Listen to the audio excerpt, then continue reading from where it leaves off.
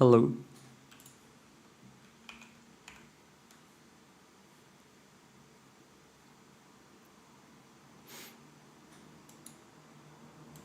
Okay, good. It works. Twitch.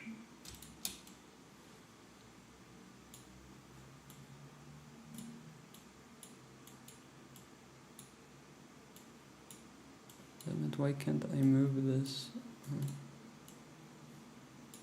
There you go.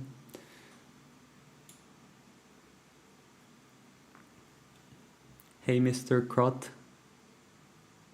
Pretty fast, I like it. Welcome to the stream. Didn't even post it on Discord yet. Stream overlay.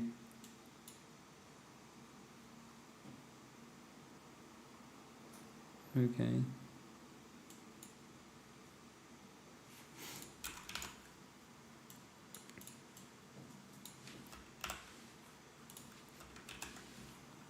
So the stream is this.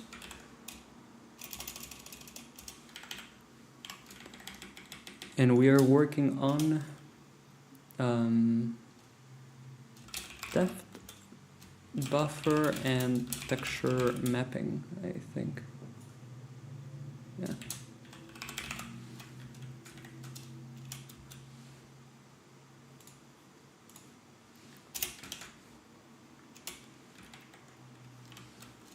Working on depth buffer, yeah.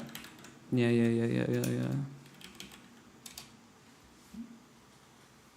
I changed the thumbnail. Okay, good. Sorry, I don't like Vulkan after the experience I had with it. Yeah, I can understand that. I don't think Vulkan leaves the best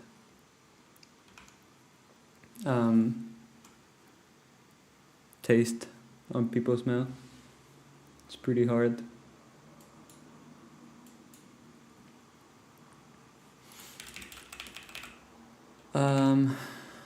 Okay, so first of all, let me see if everything is working.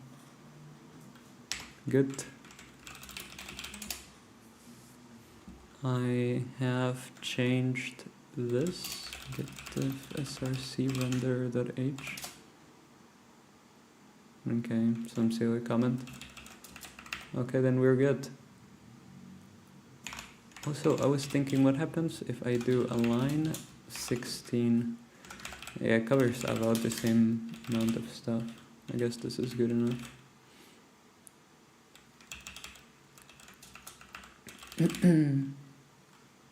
What's your distro and what code editor do you use? This is NeoVim and this is Windows. No distros here. Using proprietary software through the win.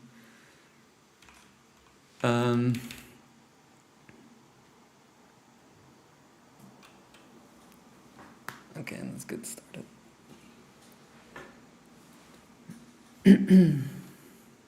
The geometry has been colored using per vertex color so far, which is a rather limited approach.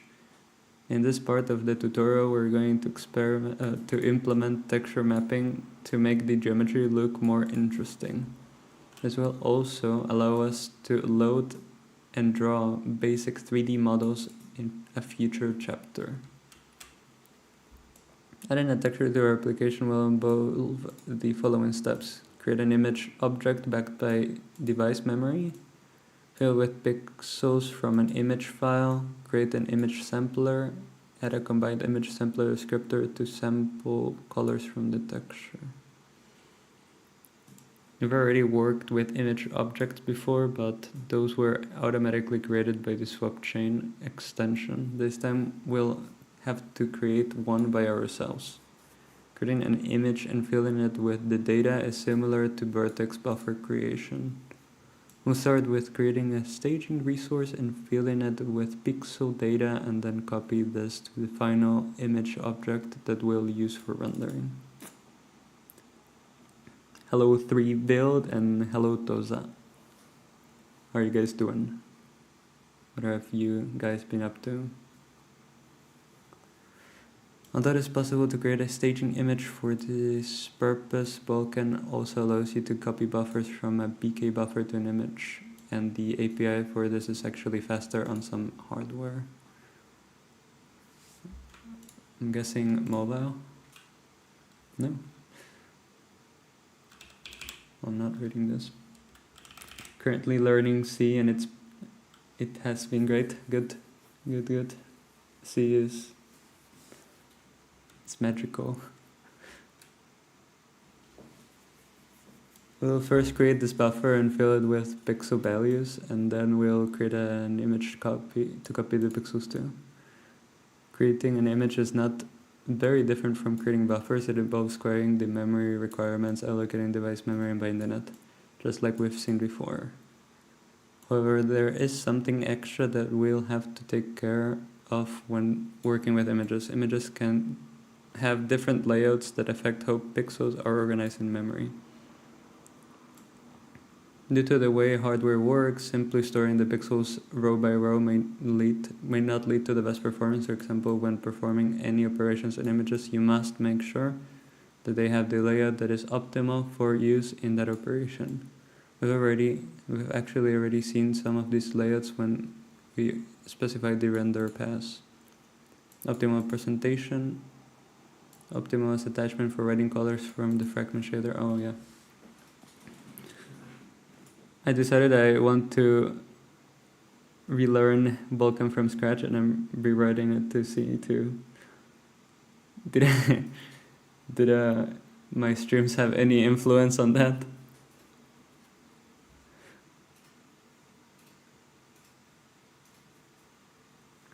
I was thinking on reading the entire Vulkan spec. It's actually not that long. I was learning Python this year, and I find C makes you write code better. Well, you understand a lot of what is going on under the hood, that's for sure.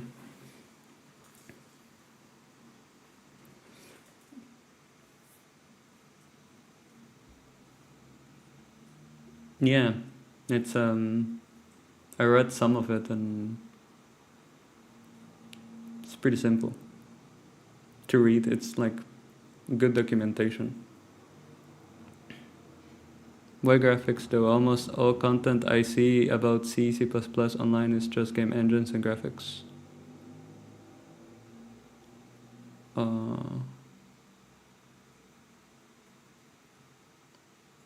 Wait, what?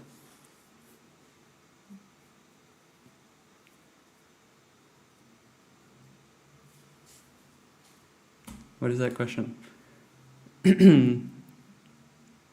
Optimal source in a transfer operation like command copy image to buffer, this could be interesting. Optimal destination in a transfer operation like command copy buffer to image, also interesting. Wait, it's the same, no? SRC and DST, so copying from buffer to buffer. And optimal for sampling from a shader.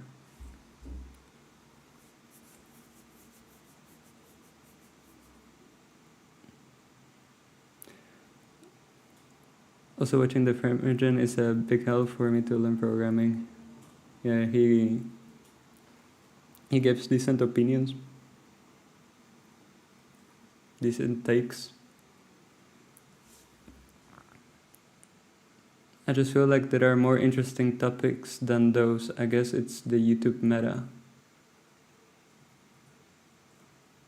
Maybe because you see directly what you do and it's more engaging to viewers. I watch them too.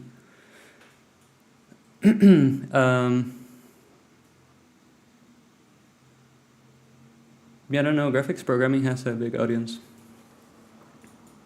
And I enjoy it.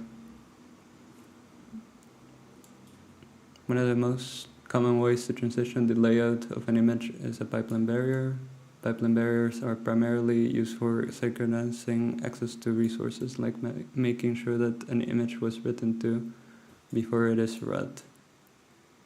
But they can also be used to transition layouts. In this chapter, we'll see how pipeline barriers are used for this purpose. Barriers can additionally be used to transfer queue family ownership when using, okay. We're using B-key sharing mode inclusive. Wait.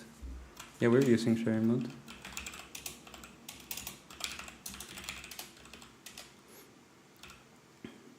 Sharing mode exclusive. Plus cool shaders you can make. Yep.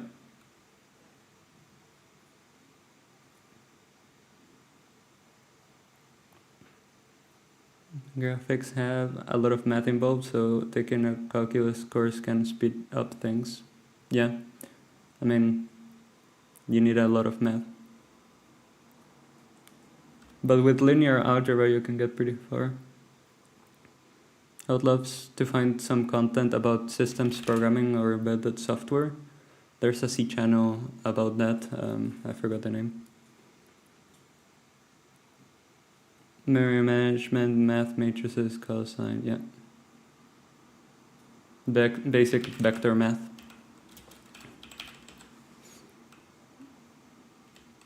I mean, you can take it as far as you want, right?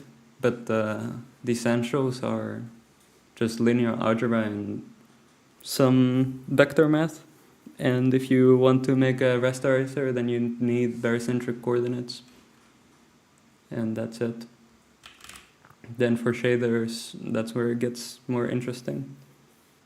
But grid shading you can do just with vector math, I think. There are many libraries available for loading images, and you can even write your own code to load simple formats like BMP and PPM. In this tutorial, we'll be using SDB image from the SDB collection. The advantage of it is that all of the code is in a single file, a single header file. Well, we already have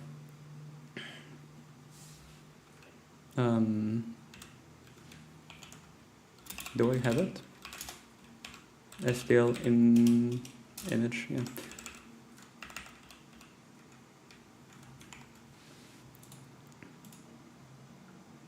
Create image texture, and it goes after command pool. It's so cold. What was it? Command pool.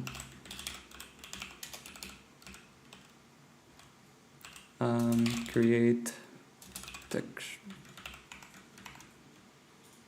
texture image.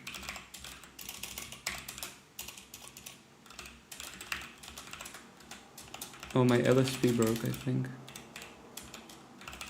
Oh, that fixed itself.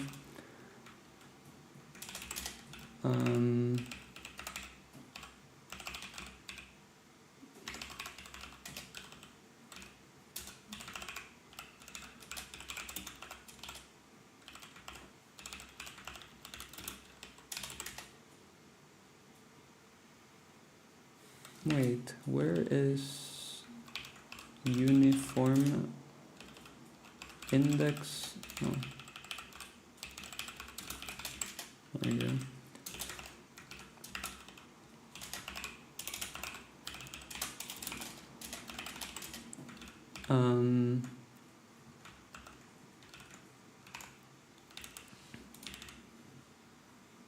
Add STV implementation and whatever.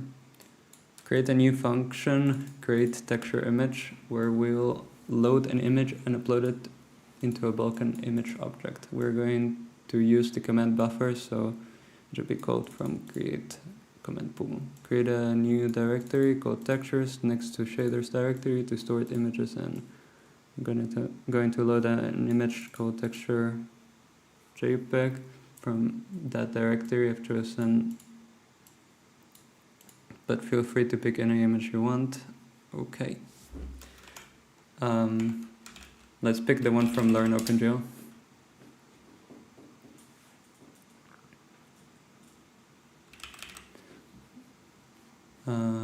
Where textures here?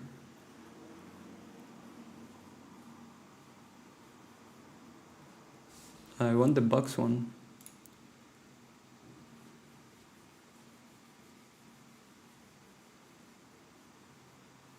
Nope. Maybe it's on lighting? No, camera?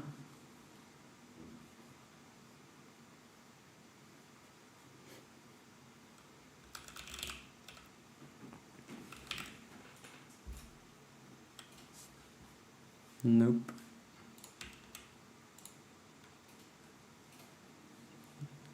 Materials, that's it. No, not either. Okay, come on, where is it? There you go.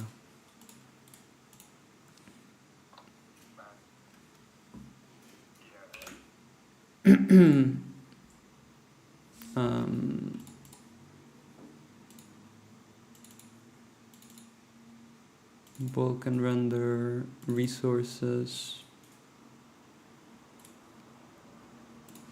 textures,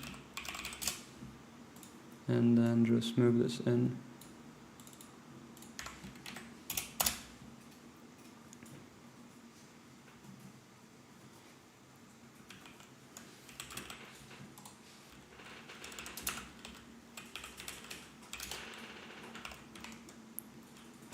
No, SDL3 image.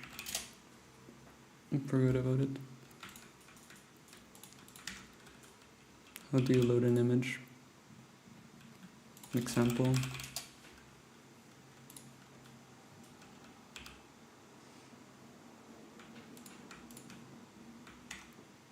Just show me how to here. Image load texture IO. And texture is an SDL texture. Okay.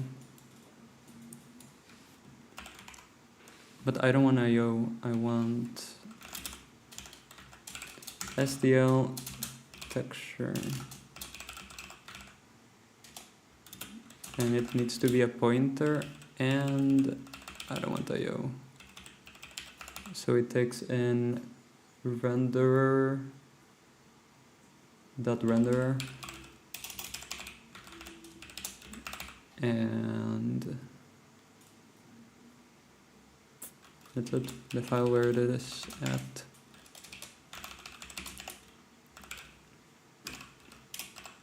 Resources,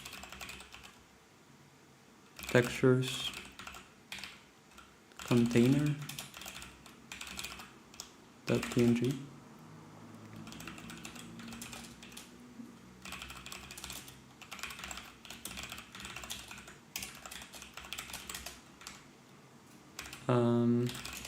This shouldn't break anything. Okay, it doesn't find it. Container.png. Yeah. Resources, textures, container.png. Where did I fuck up?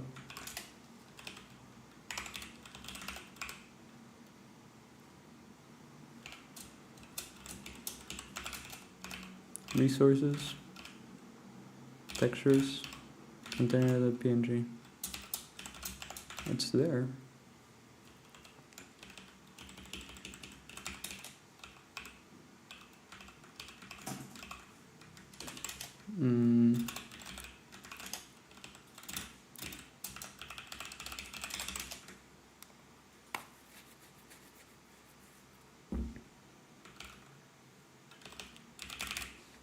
Not sure.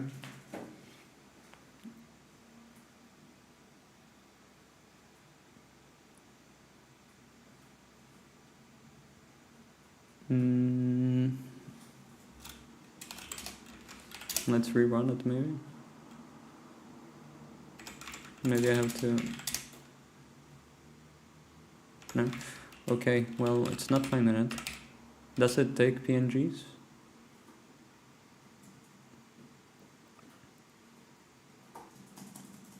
Image load, okay. This return surface. I don't think it's that. And what's the second? Oh, you already give it the surface. No. Why?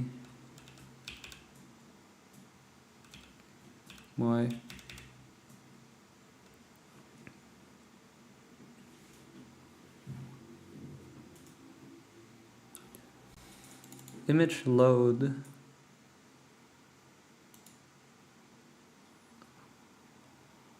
Load an image from a file system path into a software surface. That could be it.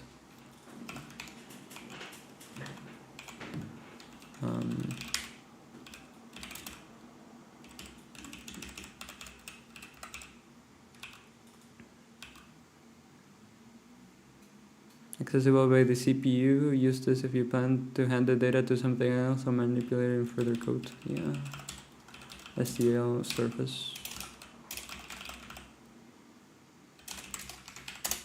Is that it? There we go. And what texture have? Let's check the width. Width, height,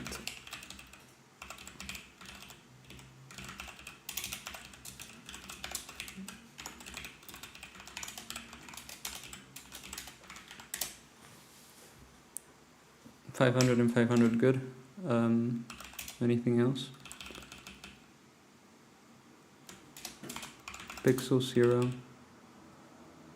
And take it as a U32. I'm not sure what it uses.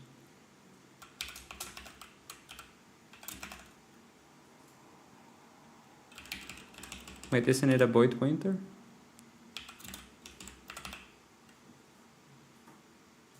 Anyways, wait, are those writable? The pixels are writable if not null. Okay. Well, I can just take in the pointer U32. Pointer, void pointer.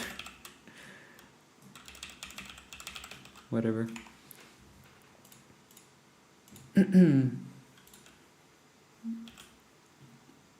After loading that, you get the image size. And if no pixels, it throws a error. We can just assert it. Texture is equal to null, then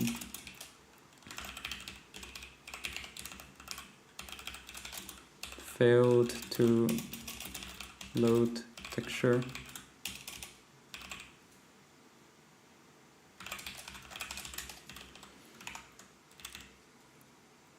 Makes a file path a number of channels to load as arguments. The SDVI RGB alpha values force the image to be loaded with an alpha channel, even if it doesn't have one. I mean, this is PNG, right? So it doesn't really matter. Which is nice for consistency with other textures in the future. Is there flags? No. Does it always contain? I guess when you're reading it.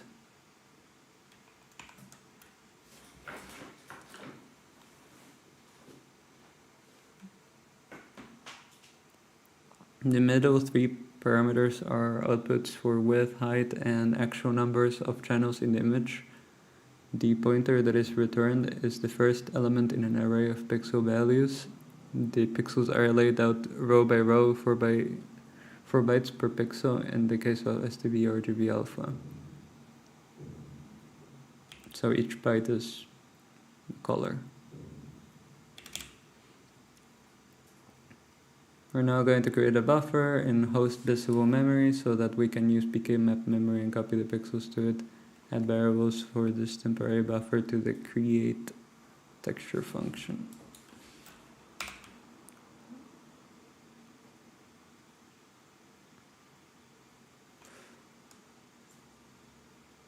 Cast to U32 pointer and then access by, let me check. What was it? Pixel 1 D, and then U32 pointer texture pixels 0.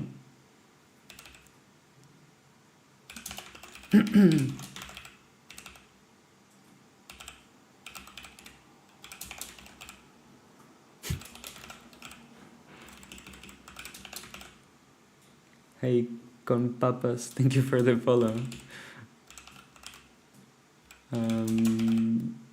Okay, that's it. It's so ugly. What happened? Oops. Hello. No, now I got no. What?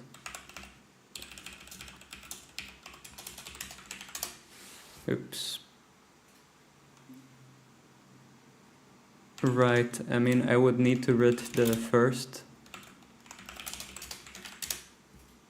byte, I guess. Okay. You know, it's whatever. I should have a print binary or something. You're in Linux, finally? Yeah, definitely in Linux.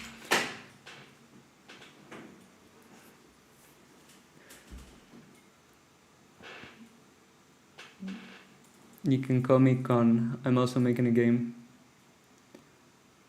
Okay, Con. Are you Spanish by any chance?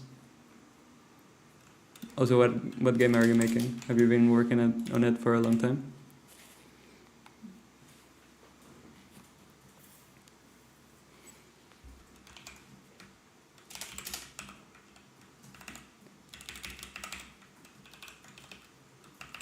Buffer.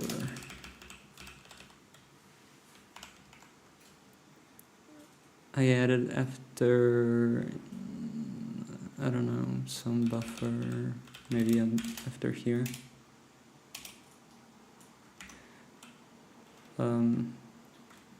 BK buffer. Staging buffer. But well, do I need a staging buffer globally? Add this temporary buffer to the create image function. I'm a bit stupid.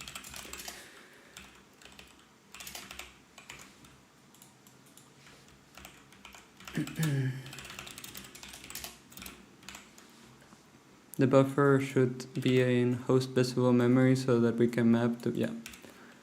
So we create the buffer,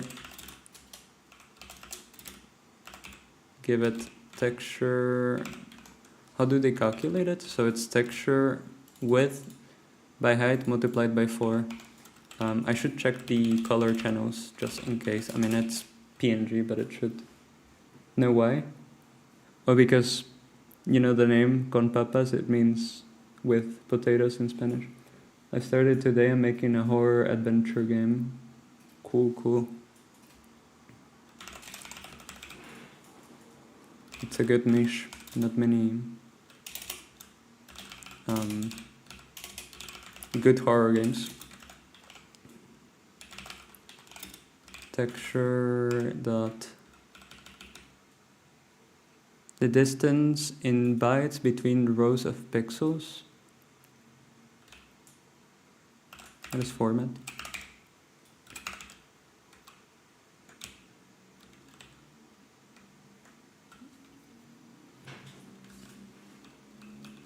Right, so any of this.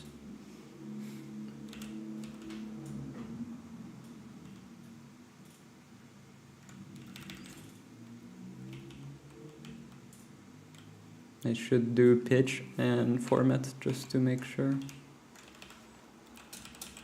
Format, pitch.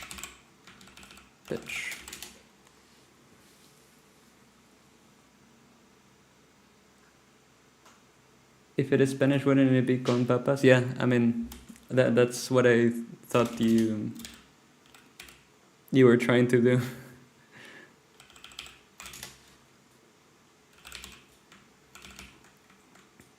Are you Hispanian? No.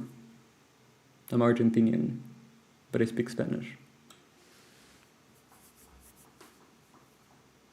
Wait, when do you switch? Windows for life, what do you mean?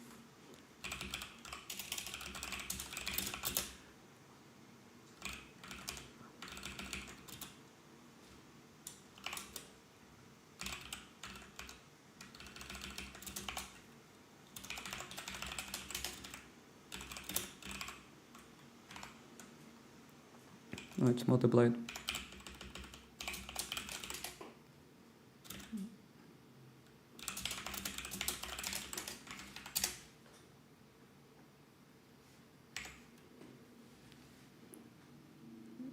I know some Spanish still. I'm not Spanish. Argentinians. Argentina. Why do you guys say show as ZH? SH? Just superiority.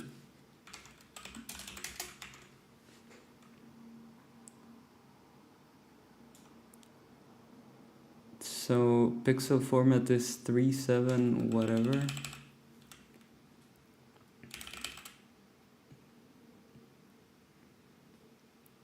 What is Hispanian? I think he miswrote it. It goes with an H. It means that you're from Spain.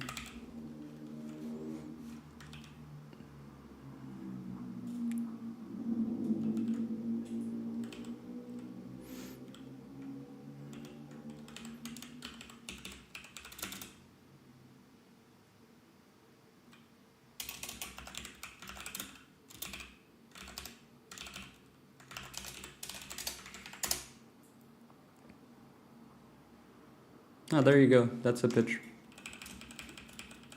So we can call this, what was it? Channels? Channel size?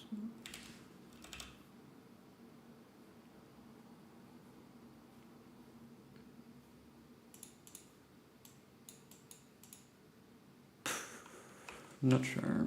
Just texture channels.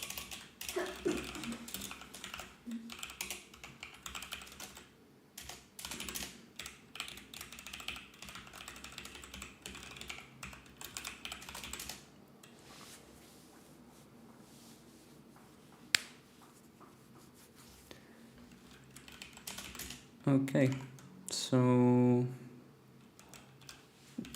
after that you create the buffer, copy data, which would be pixels.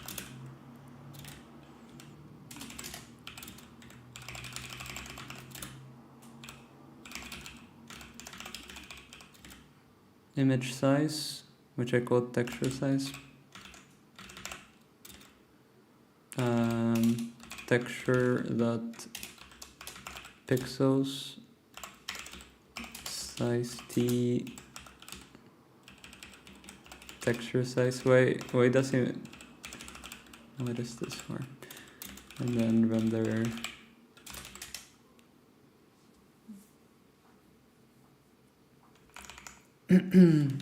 Don't forget to clean up the original pixel array now.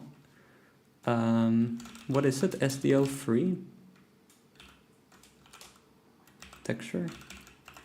I feel like it's something like that. Free, and I can actually just check on the documentation.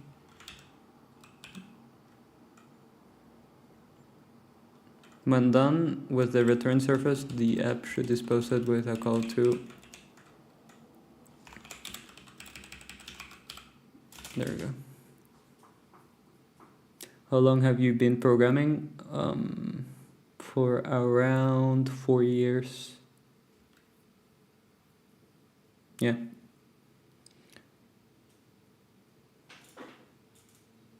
Puedo hablar un poco de español, pero estoy pendiente. It's fine, it's fine. No need to flex on your Spanish.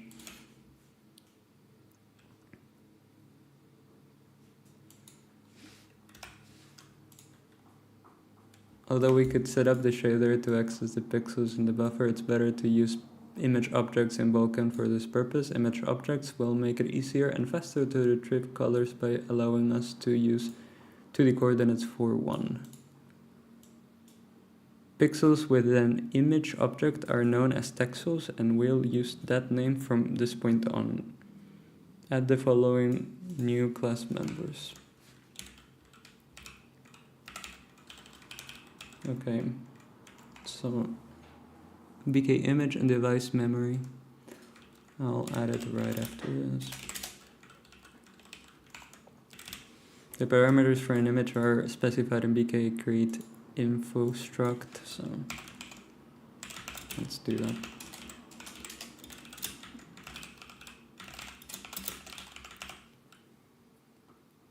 You stream on YouTube as well? Yeah. That's where I have most of my viewers, it seems.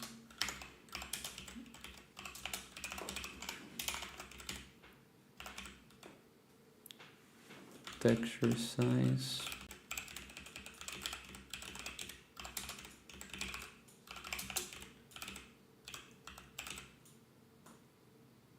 Oh. They're using some weird naming on the tutorial. Text width.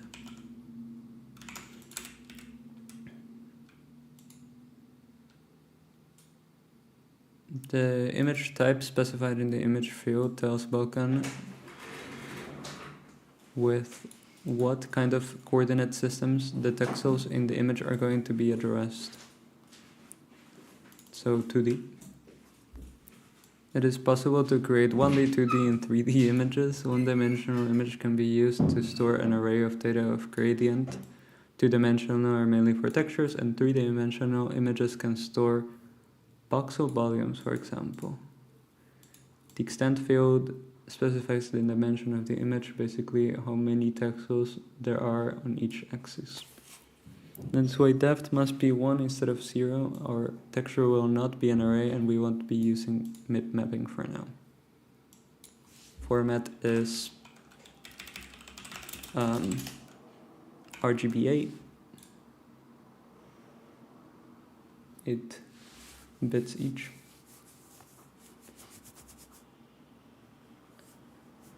Where do you live in Argentina? I live on the south of Argentina. I would tell you, but well, it's actually kind of public information now because it's on my Discord. It's this city. Right now it's 3 degrees. It's pretty cold. It's very ugly too. But I love my country. Cube maps are 3D if I remember correctly. Right.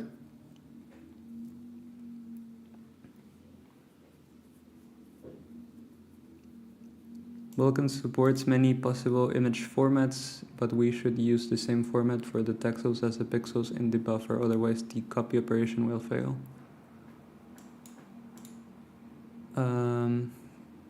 Yeah. The tiling field can have one of two values, BK tiling linear and optimal. Linear is pixels are laid out in a row major order like our pixels array. Pixels are laid out in an implementation defined order for optimal access. Unlike the layout image, the tiling mode cannot be changed at a later time. If you want to be able to directly access pixels in memory of the image, then you must use linear. We'll be using a staging buffer instead of a staging image, so this won't be necessary. We'll be using BK image optimal for efficient access from the shader, yeah, which is what we want. And we have the staging buffer anyways.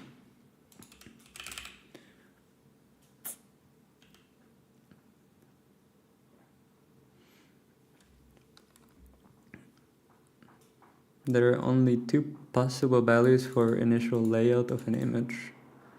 BK image layout undefined, not usable by the GPU, and the very first transition will discard the pixels. BK image layout pre-initialized, not usable by the GPU, but the first transition will preserve the pixels. We'll discard the pixels, preserve the pixels, right? There are a few situations where it's necessary for the pixels to be preserved during the first transition. One example, however, would be if you wanted to use an image as a staging image in combination with the right. In that case, you want to upload the pixel data to it and then transition the image to be a transfer source without losing the data. In our case, however, we're first going to transition the image to be a transfer destination and then copy pixel data to it from a buffer object.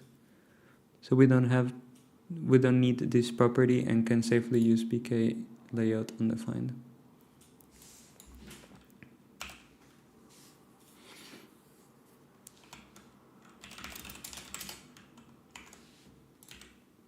Usage. The usage field has the same semantics as the one during buffer creation. The image is going to be used as destination for the buffer copy, so it should be set up as a transfer destination. We also want to be able to access the image from the shader to color our mesh. So the usage should include bk image usage sampled bit.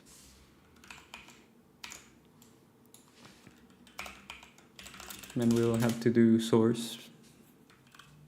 We already did it, my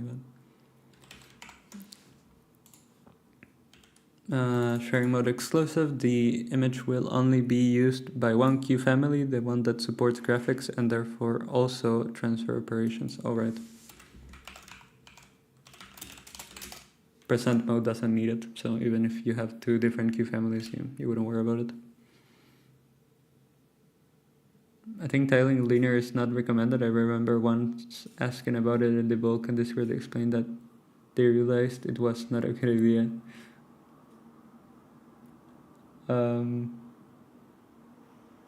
I wonder why.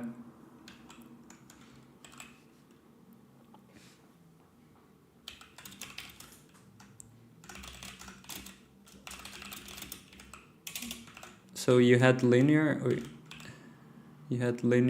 and an optimal.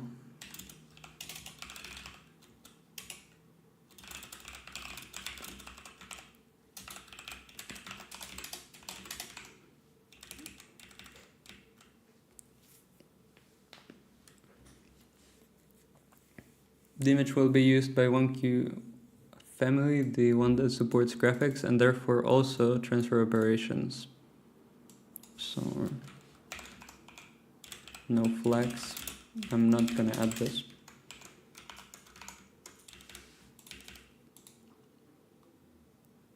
The samples flag is related to multi-sampling. This is only relevant for images that will be used as attachments, so stick to one sample.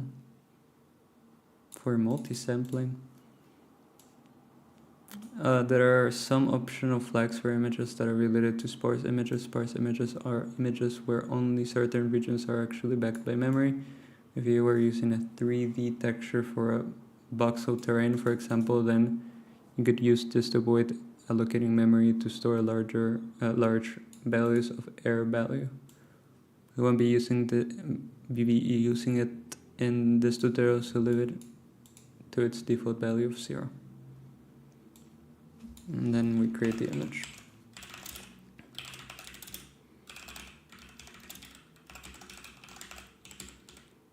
And what did I name it? Alright. This, and we also need bk check.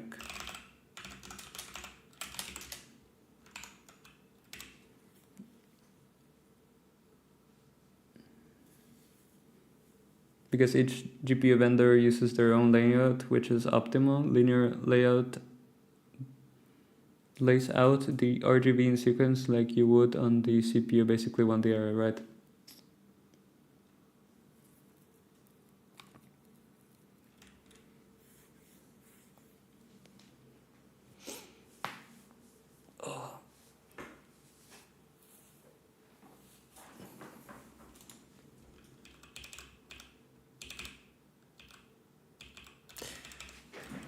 Okay.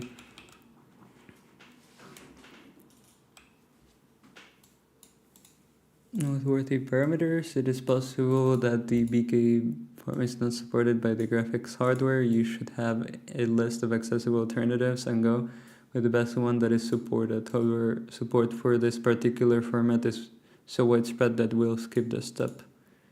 Yeah, I mean, I'm pretty sure my GPU does too. Using different formats would also require annoying conversions. We'll get back to this in the depth buffer chapter, where we'll implement such a system. Then we need the mem requirements and finally bind the image.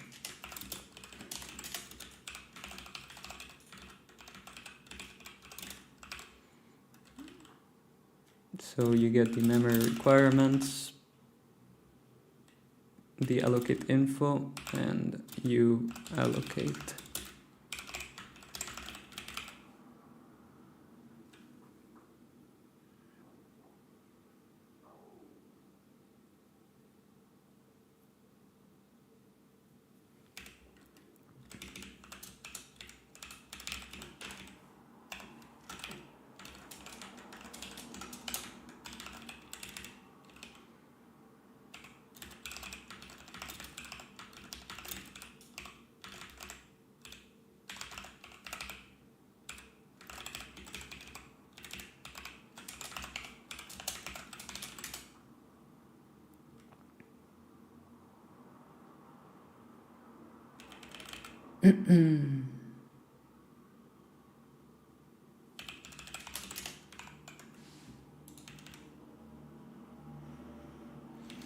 Allocating memory for an image works exactly the same way as allocating memory for a buffer. Use get image memory requirements instead of buffer, and use bind image memory instead of bind buffer memory. This function is already getting quite large, and there will be a need to create more images in later chapters, so we should abstract image creation into a create image function, like we did for buffers. Create the function and move the image object creation and memory allocations to it. Okay, so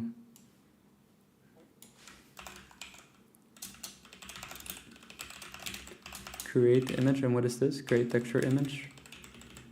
We can just pass in SDL surface, then tiling usage properties, image, and image memory. This is same thing, surface dot width, height, format would be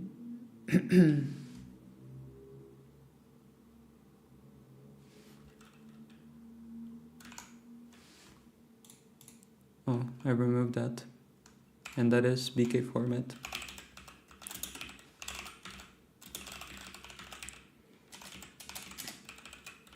Which was all of this. Then this goes back.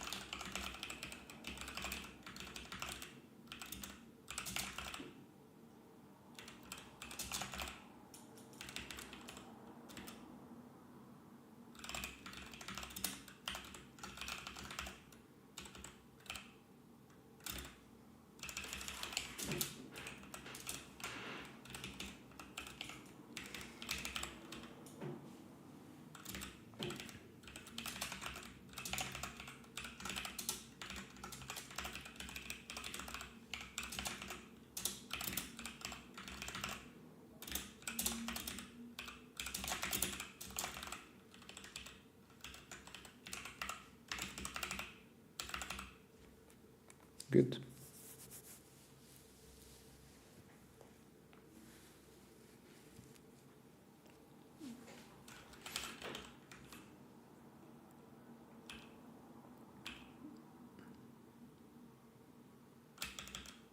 So all we are really doing here is the allocation part. So we do that, get the texture size. I mean, anyways, we are already doing that, right? Yeah, but it doesn't need it.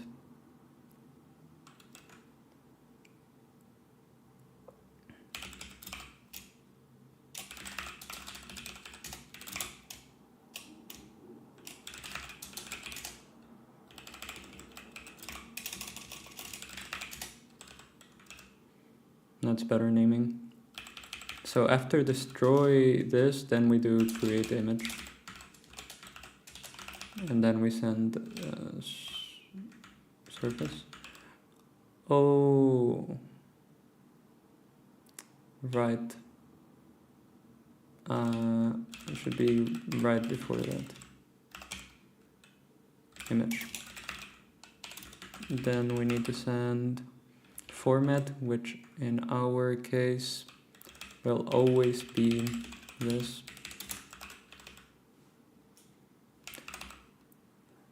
Tiling, which we will use BK image tiling optimal for now.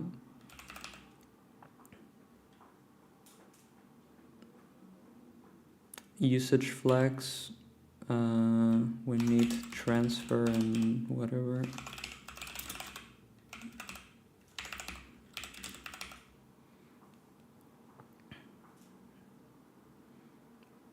BK property, memory property flags.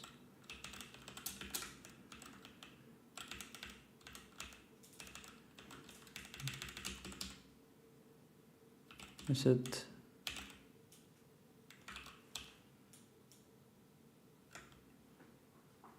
properties? And find, okay, so device local bit.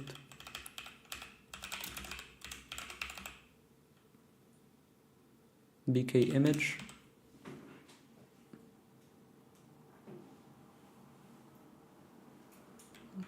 Which we don't have. We have it under render. Texture image. Is that it? Yeah. And the last thing is texture render texture image memory, both as pointers. We destroy right after that, and that's it.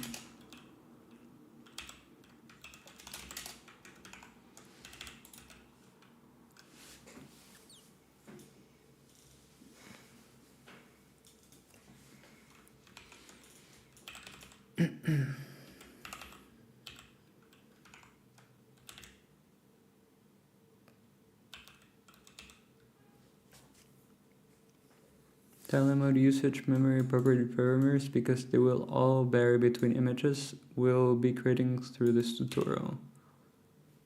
The create texture image function can be simplified too.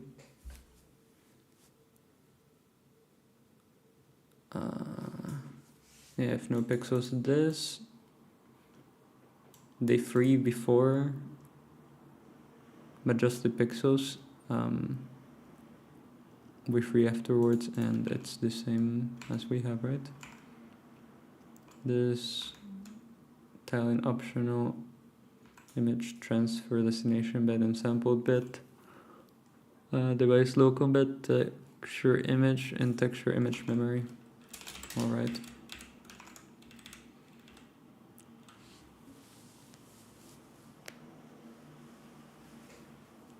The function we're going to write now involves recording and executing a command buffer again. So now it's a good time to move the logic into a helper function or two.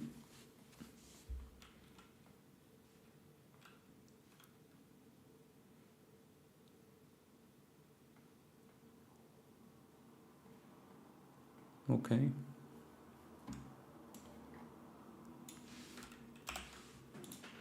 The code of these functions is based on the existing copy buffer. You can simplify that function to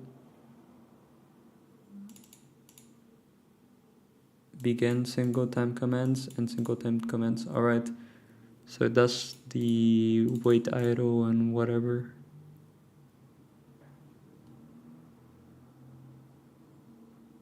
Yeah. Wait, can we do this for here? No, because it's not a command buffer. Right. Begin render.command pool render.device This is a good abstraction.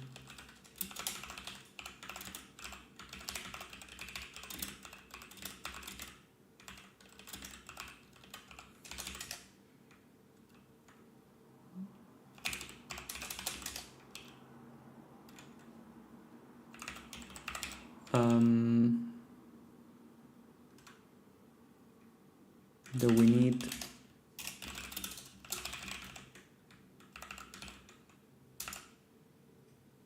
first of all create image texture? It should probably be in here.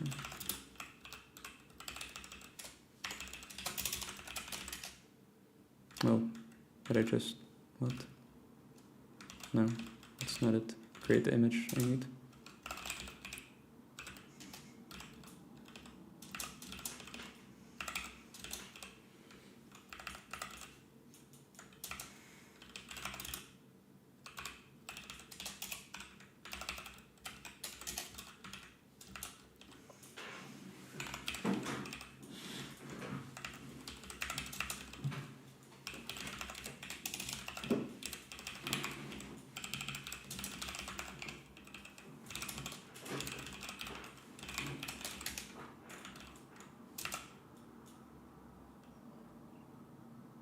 Begin single time comments. That's what I mean. That one. Begin. Okay.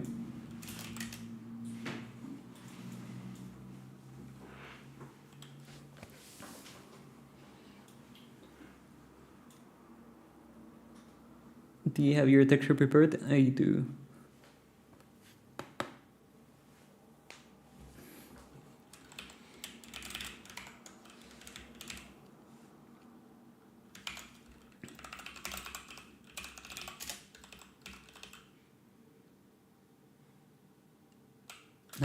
I should probably add all the, so this returns this, so decay check.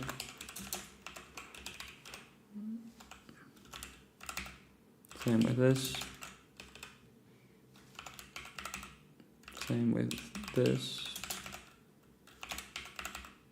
This, and that not.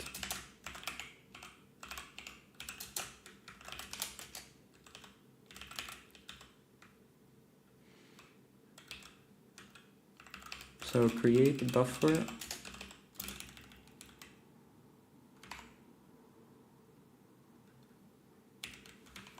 It's fine, it's just copy buffer that needs to, yeah.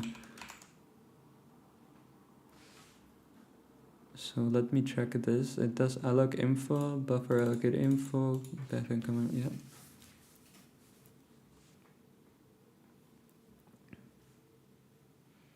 And it does all of this. So instead of all of that, we can just begin comment, single time comment, which returns bk command buffer,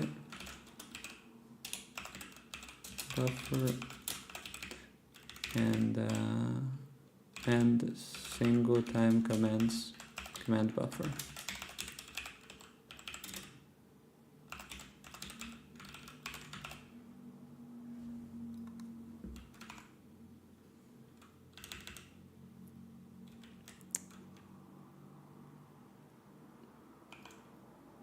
So we do all of that and we don't even have to free it here. Cool.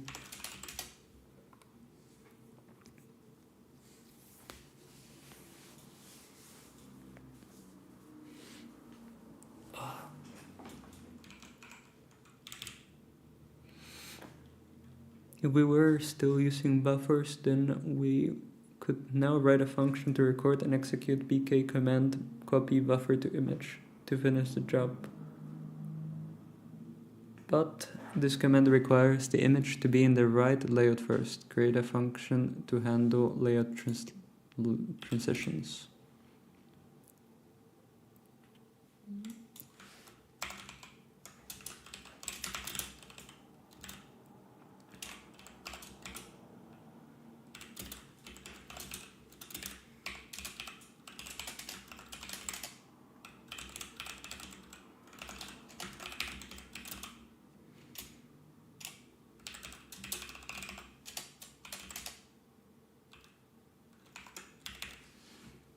And instead of here,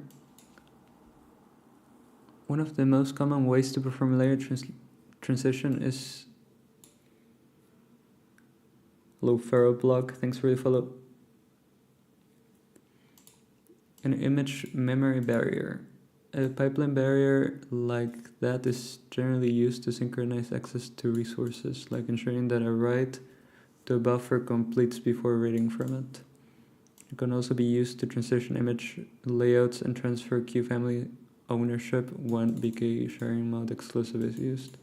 There's an equivalent buffer memory barrier to do this for buffers. Alright.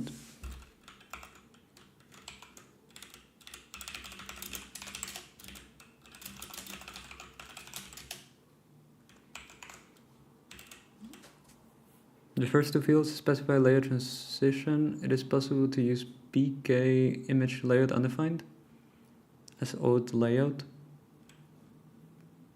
if you don't care about the existing contents of the image.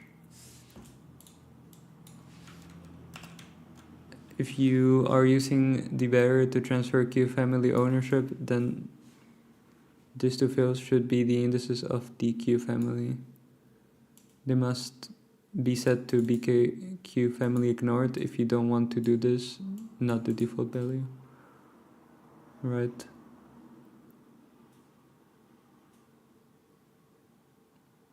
Queue family ownership.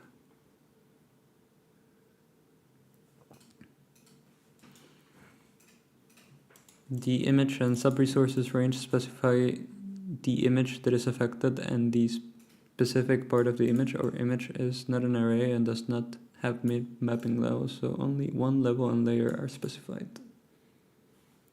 Alright.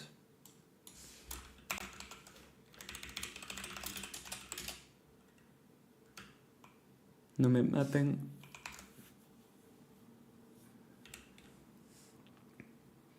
Hey, was about to message you through Discord, but saw a Twitch link, decided to just ask through Twitch instead. Yeah, no worries. What did you want to ask?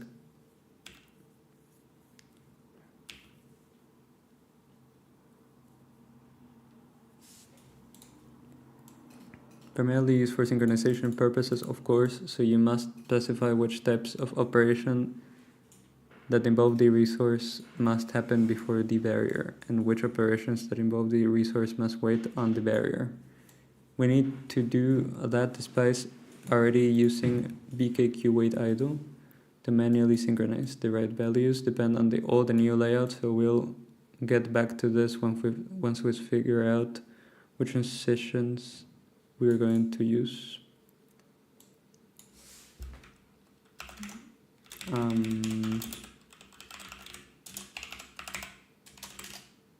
Okay.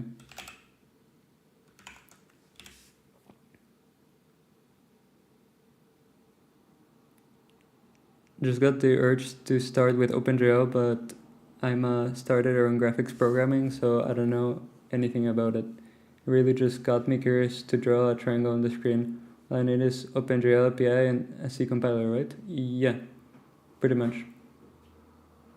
If you wanna use C, you just need GCC Clang or whatever you wanna use. Then the single header library for loading OpenGL.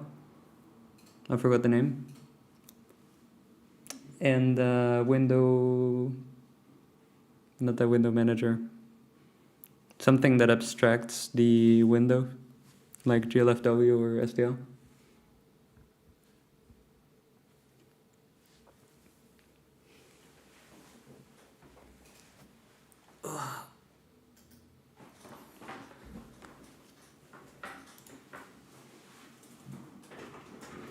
Oh, SDL, that's it, yeah.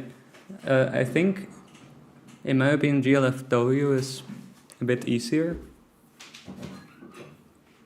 It's less verbose and there's more documentation about it. Also, Learn OpenGL uses it.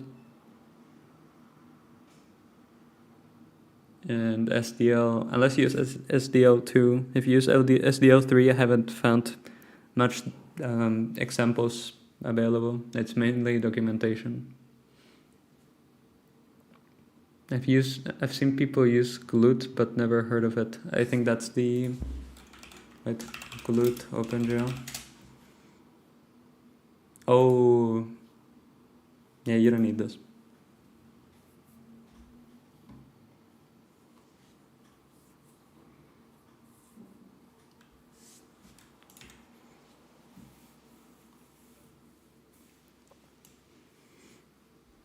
Are submitted using the same function. The first parameter after the command buffer specifies in which pipeline stage the operation occurred that should happen before the barrier. The second parameter specifies the pipeline stage in which operation will wait on the barrier sits, like fences. What's the other one other than SDL? GLFW. It's GLFW, this one.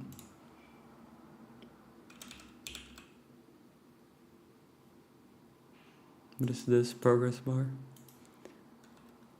If you, I don't know in which platform you're on, but the biggest roadblocker when you first start, if you don't know how to build C, is building your project. You have this repo if you want to guide yourself, though there's probably better build scripts. This adds like all the libraries you need. Here you would replace it with GLFW. Or you can just create a simple Windows. Then you can just use Visual Studio if you don't want to complicate it. I'm also on Windows, but I use MinGW for compiling C.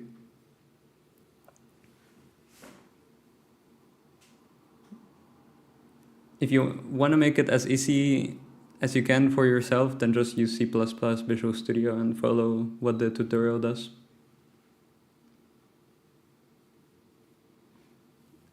You can later on play around and use GCC or whatever. It is a big roadblocker if you don't know how build systems work.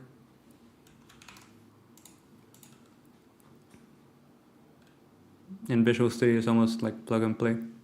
It's very simple.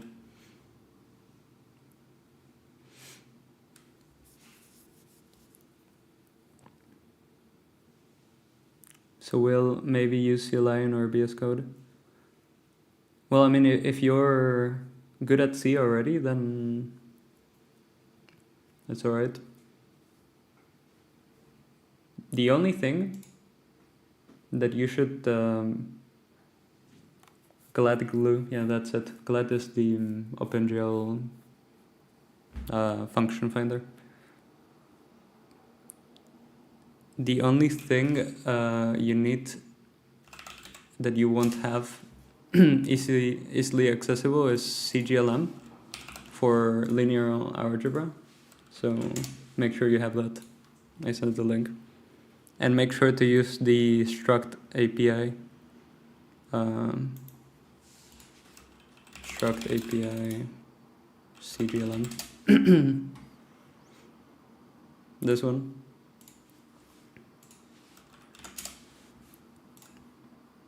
And that's the only thing that won't be the same on the tutorial if you're following it.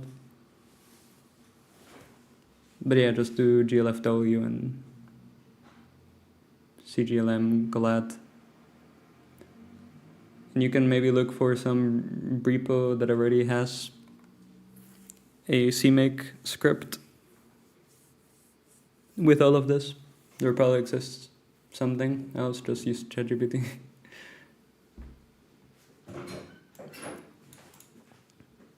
The second parameter is, yeah, the pipeline stages that you're allowed to specify before and after the barrier depends on how you use this resource before and after the barrier. The allowed values are listed in this table of the specification. For example, if you're going to read from an uniform after the barrier, you would specify a usage of BK access uniform read bit. And the earliest shader that will read from the uniform as pipeline stage, for example, BK pipeline stage fragment shader bit.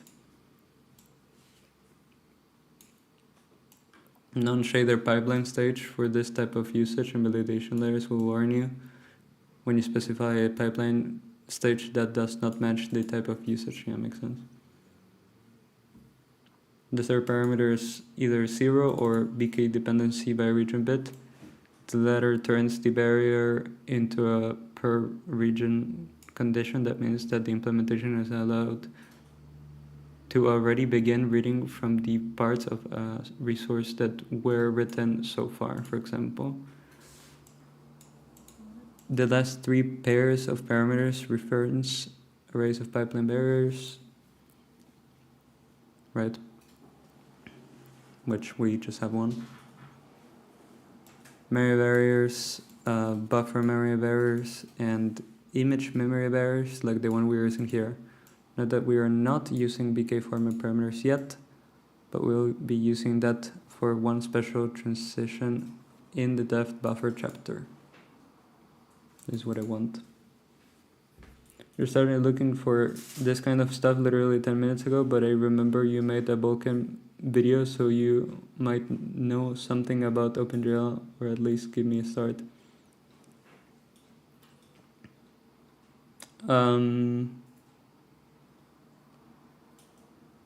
Yeah, I mean, the libraries are those. You just need glue, glad, and CGLM. And something from STV to load images, maybe. But you'll add them along the way. Learning CMake was pain. Yeah, because you don't want to... you just want to code, you don't want to learn CMake.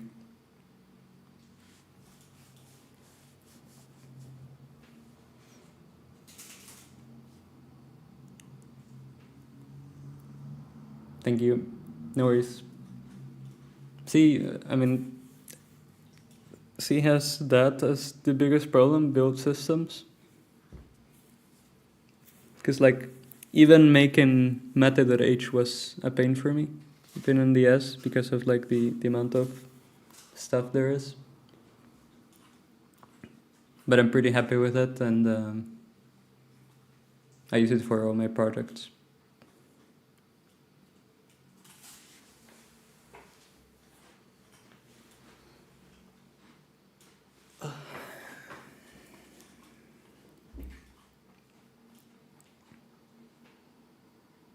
Before we get back to create image texture, we're going to write one more helper function, copy buffer to image. Okay.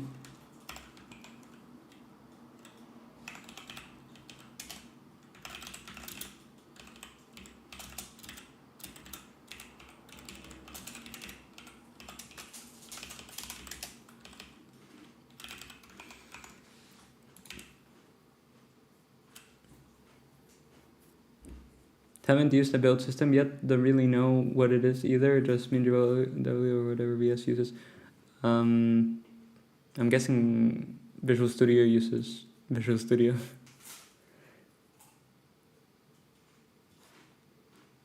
The easiest is just not using a build system and creating like a huge build.sh script.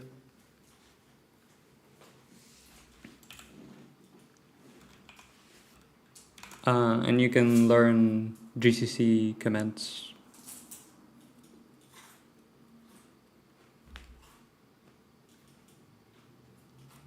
GCC parameters pretty easily. Like how to link libraries and whatever. You can learn that in a few hours. Hello Toza, welcome to Twitch.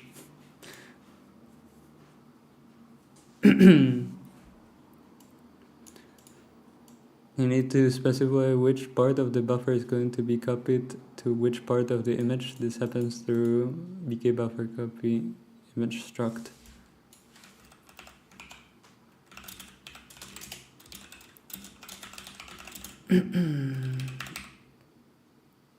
What is...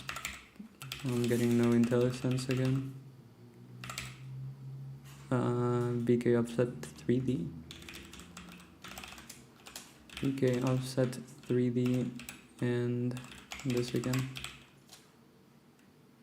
It ain't. What is it? Extent, I guess. Wait.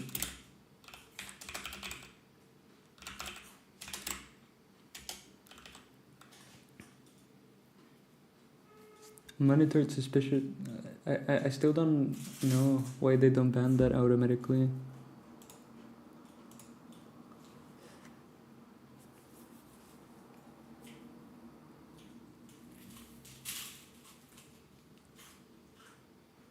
Twitch chat is half a delay.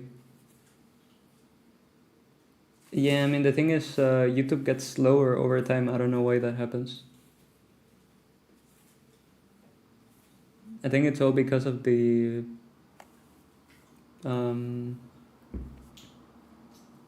YouTube, what's the name? The playback feature.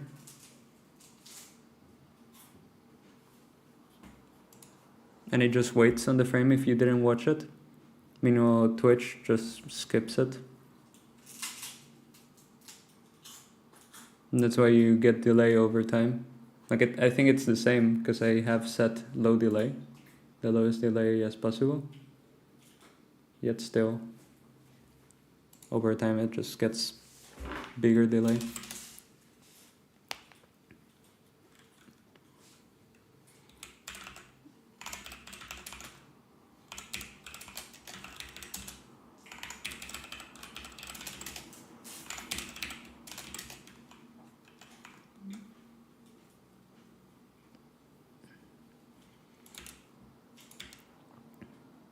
Most of these fields are self-explanatory, so row length, image height, offset, aspect color bit, mip mat level. It's basically all set to default, except this.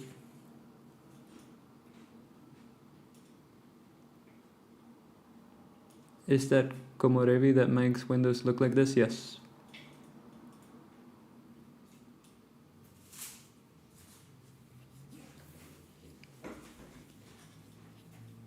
It is.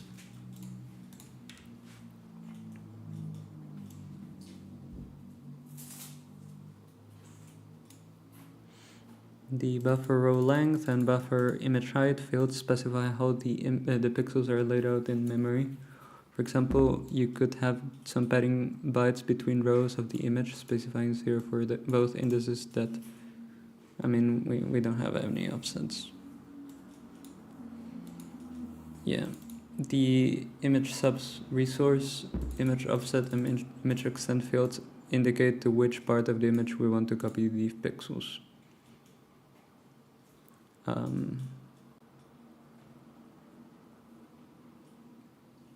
Yeah.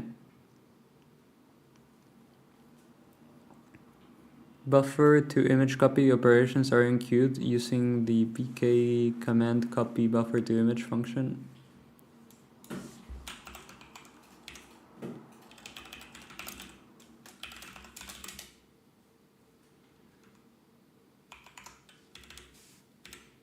The fourth parameter indicates which layout the image is currently using. The same. I'm assuming here the image has already been transitioned to a layout that is optimal for copying pixels to. Right now we are only copying one chunk of pixels to the whole image, but it's possible to specify an array of bk buffer image copy to form many different copies from this buffer to the image in one operation. Like everywhere in Vulkan, pretty much.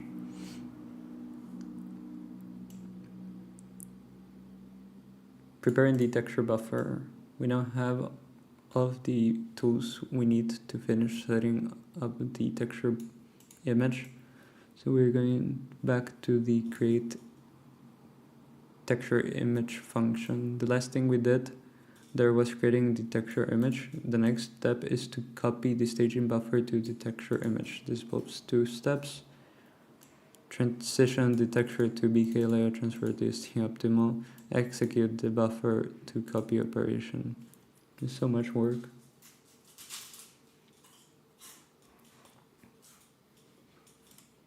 Wait, I wanna try something. There we go.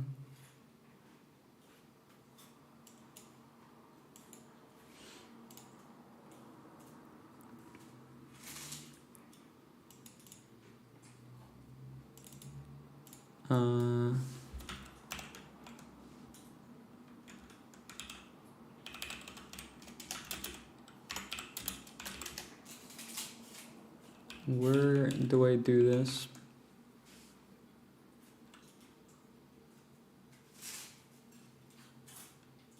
So we're going back to the create texture image. Create texture image.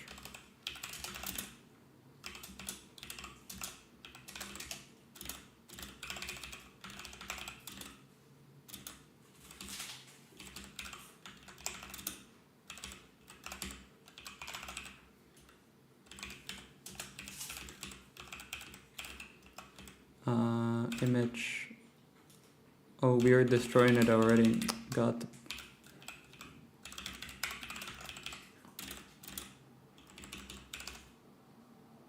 Wait, what was it? Image size? Oh. Image.width. Also, W. Isn't this U32 already? Okay, I can't check it.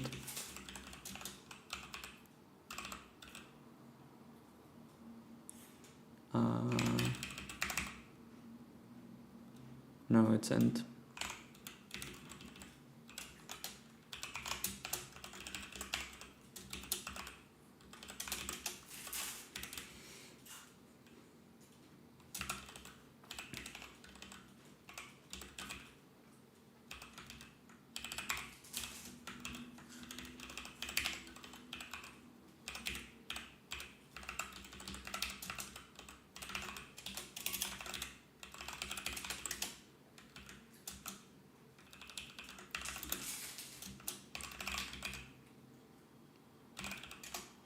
Here.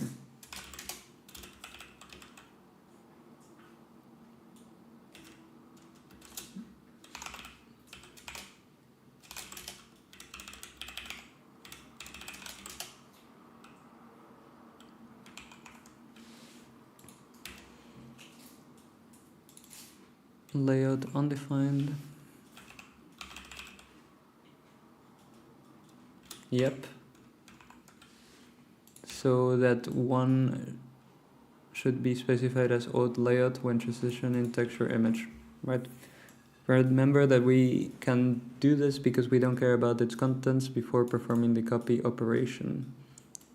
To be able to start sampling from the texture image in the shader, we need one last transition to prepare it for shader access. Transition image layout, and then we do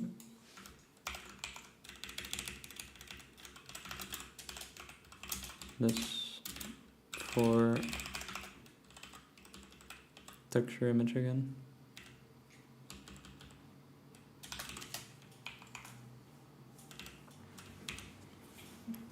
Transition barrier masks.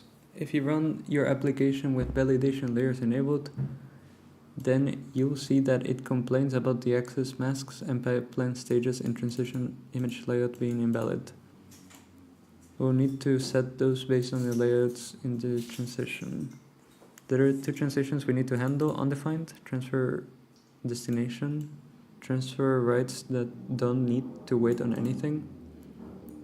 Transfer destination, shader reads should wait on transfer rights, especially the shader reads in the fragment shader, because that's where we're going to use the texture. These rules are specified using the following access masks and pipeline stages.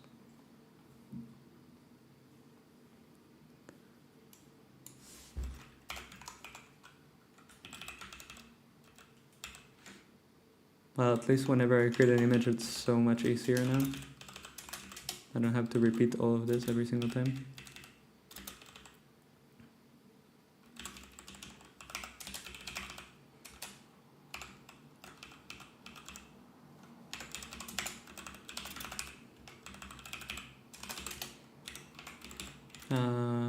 What was this transition?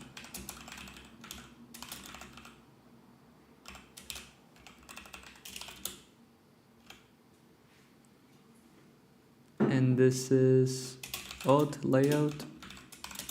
I don't know if there's a string function for this, so I'll just keep it as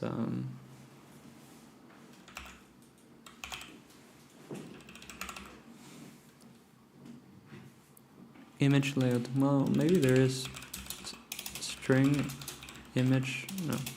BK im. Now I'll just keep it like this. New layout. The old layout. New layout.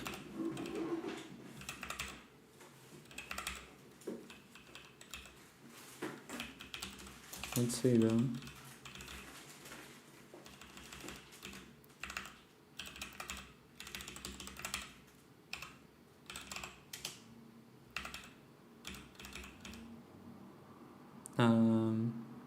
Wait, what was it? Image layout, okay.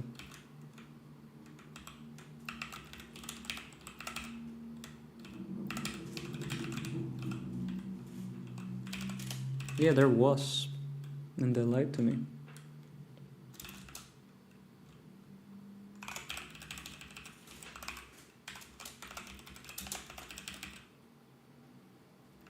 BK image layout. There you go.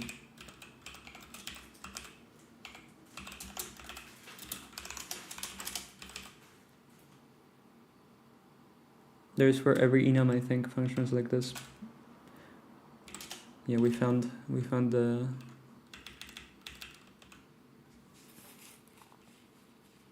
layout.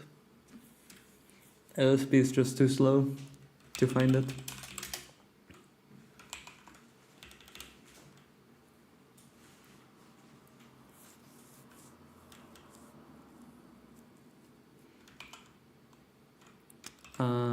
And finally,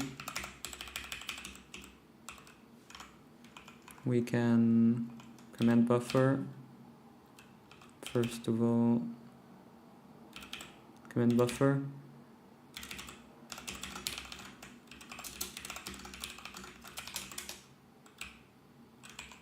Then source stage and destination stage.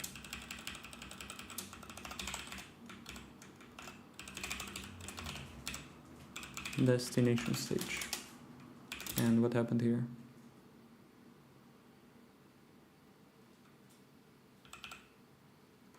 But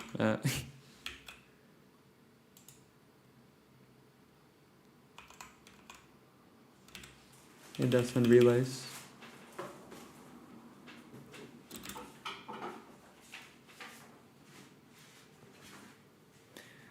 Variable source stage is used initialized whenever if condition is false.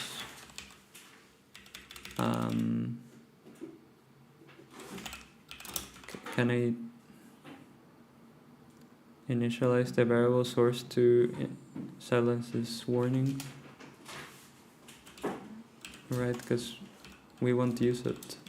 And we are already asserting it. I don't know, let's just initialize to 0.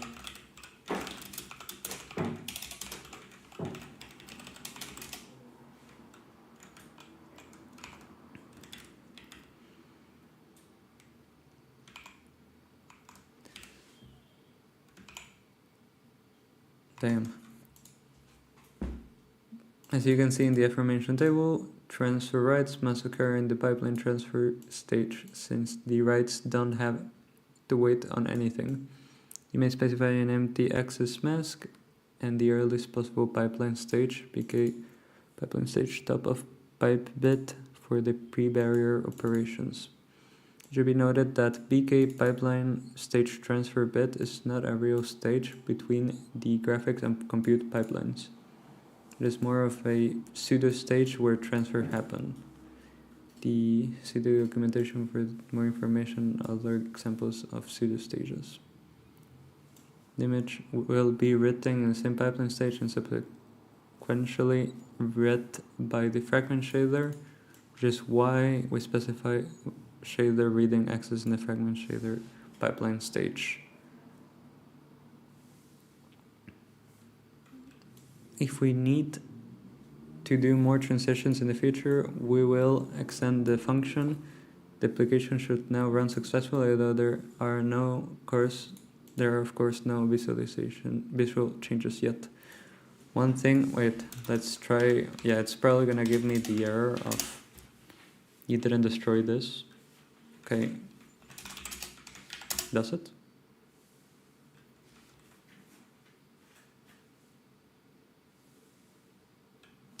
Oops. Okay, I gotta go, bye. See ya. Yeah, it worked correctly, but then I DNA'd it, of course. It didn't destroy any of it.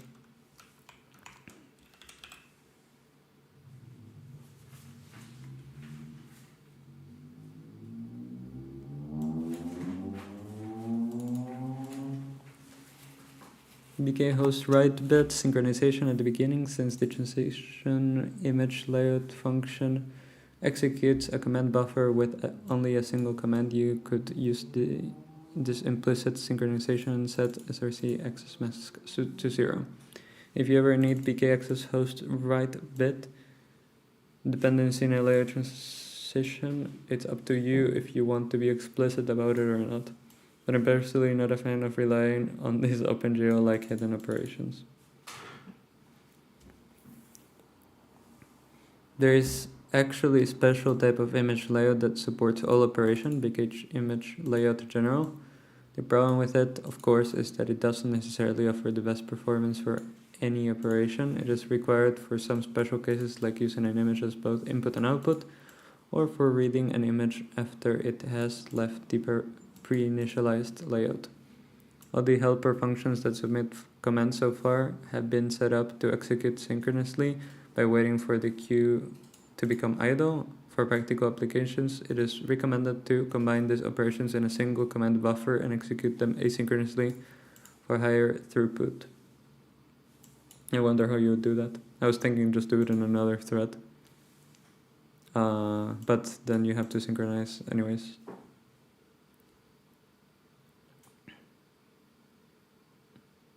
I guess you can have a list of command buffers, of commands that you want to execute. Yeah, especially the transitions and copy in the create texture function. Try to experiment with this by creating a setup command buffer that the helper functions record commands into, and add a flush setup commands to execute the commands that have been recorded so far. It's best to do this after the texture mapping works to check if the texture resources are still set up correctly. I can do it. Finish the create texture image function by cleaning up the staging buffer and its memory at the end.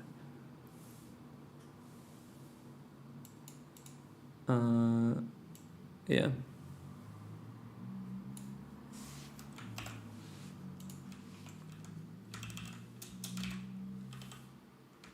This is at create texture.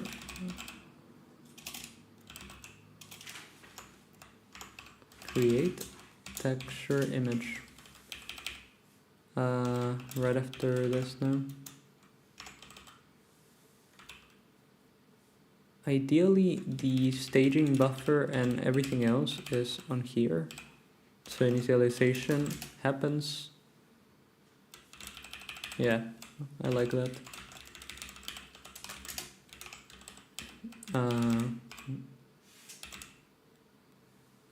Happens on here.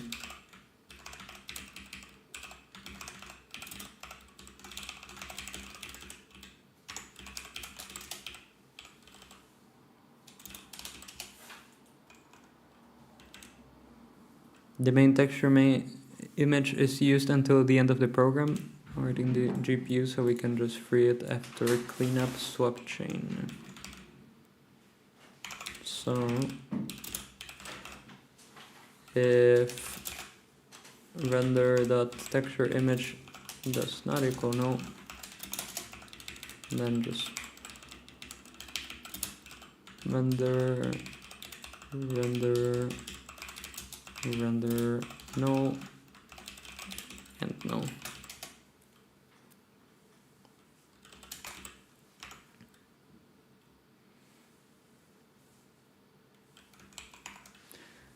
The image now contains the texture, but we still need a way to access it from the graphics pipeline. We'll work on that in the next chapter. Okay. So we are already the init everything, so it should work, no? And it shouldn't give me any validation errors, and it doesn't get good. This shouldn't be long, right? Yeah.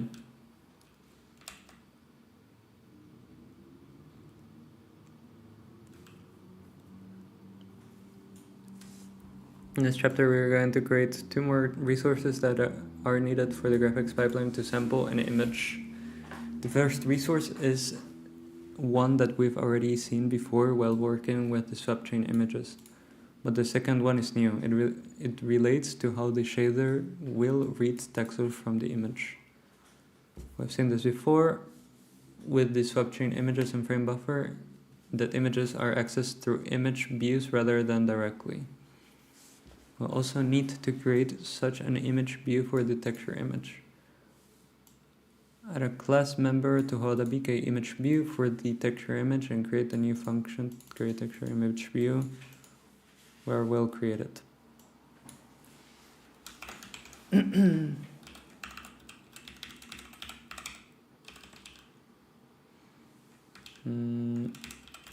I'll add it here.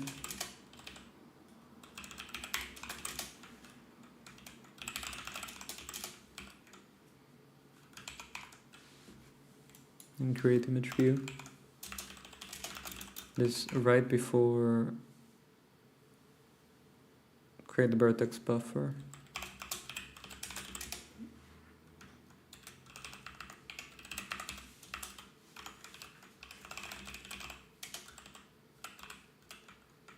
With this, we're gonna do it like this.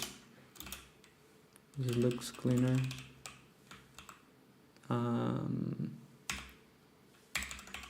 Create vertex buffer, and before that we add our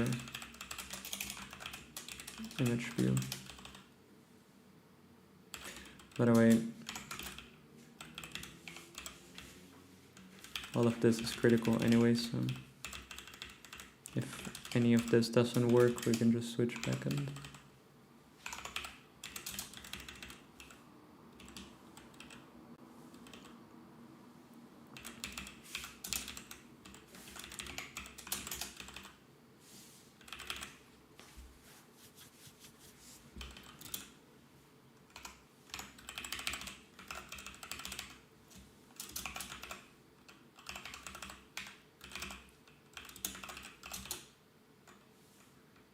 Render code. I guess this is object creation.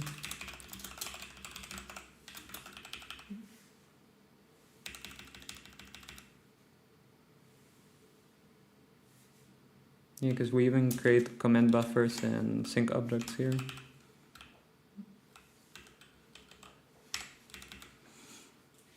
Set layout, graphics pipeline, frame buffers, command pool, and this is part of this.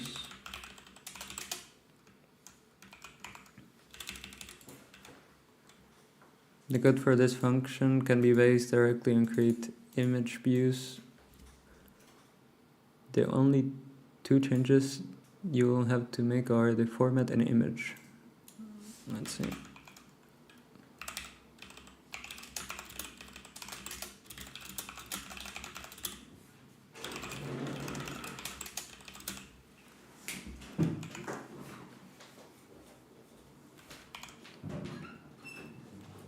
So format is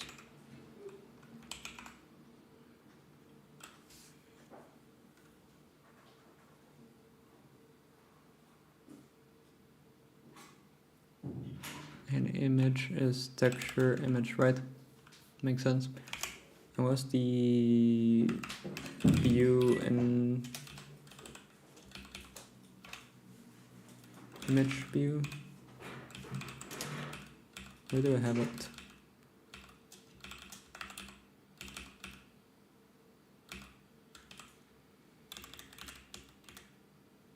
Format is swap chain format, right? And this is the same as what we had. Also, I'm not sure if we need this.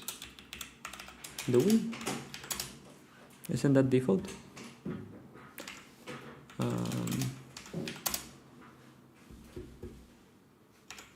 I think that is default. I'll keep it, but I think it is default. Yeah, it's definitely default because we don't add it here.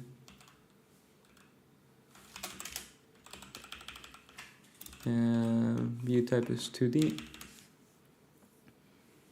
I've left out the explicit view info components initialization because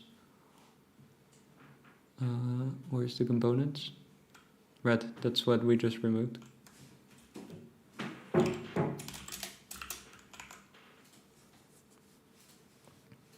BK component swizzle identity is defined as 0 anyway. Finish creating the image view by calling BK create image view. I need to remove a lot of stuff from the init, since there's a lot of stuff that is just optional and can be set to 0. So I can look into it. Because so much of the logic is duplicated from create image views, you may wish to abstract it into a new create image view function.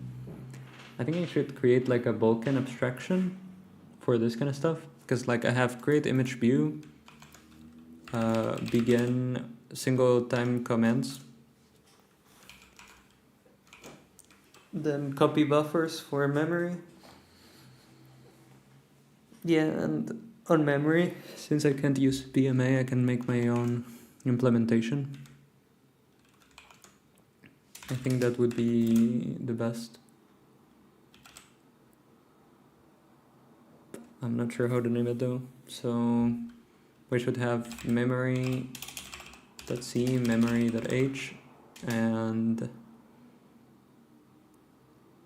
just Vulkan in general, .c, Vulkan.h. I wonder, is there include Vulkan.h? No, okay, good.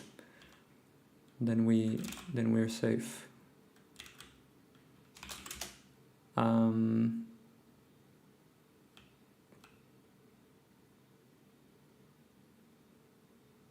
And what was BMA? Vulkan edge memory something. Memory allocation. Vulkan memory, I guess.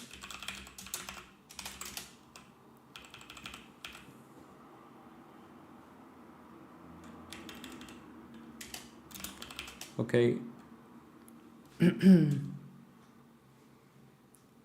So wherever we use abstractions, we should use that.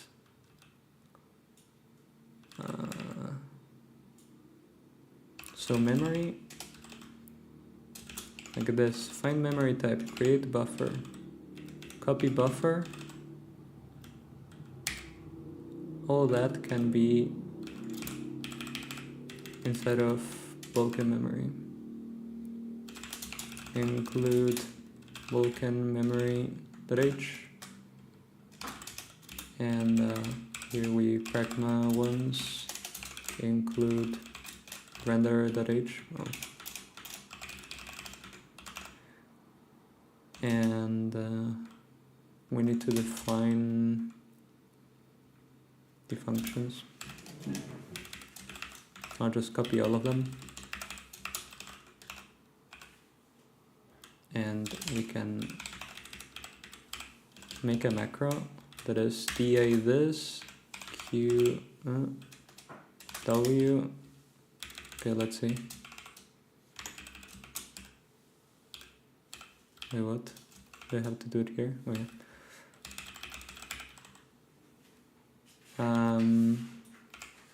Find memory type can be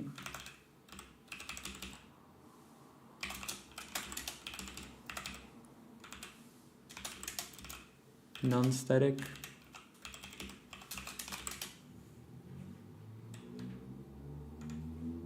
And of course, we can do that.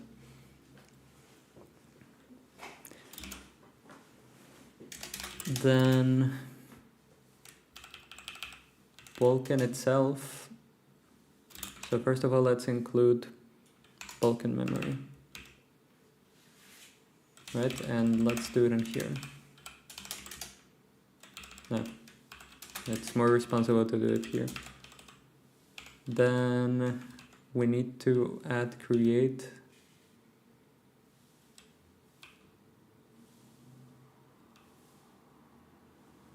begin single comments. So Vulkan.c, I'll add it here. This and this will go on here. We include Vulkan.h.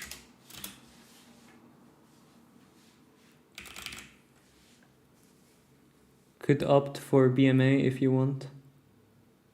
What do you mean? I can't use BMA since I'm using C. The library is C style, but they use C++ libraries.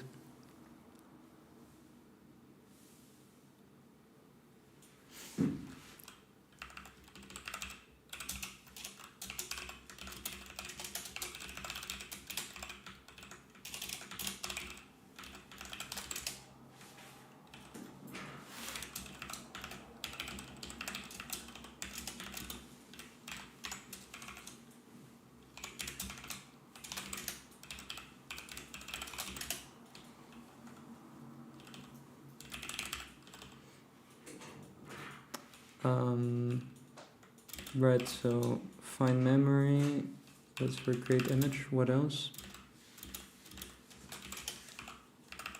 Begin.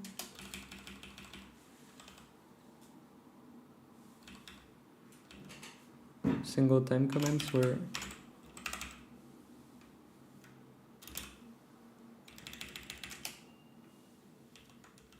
but I didn't even include it here.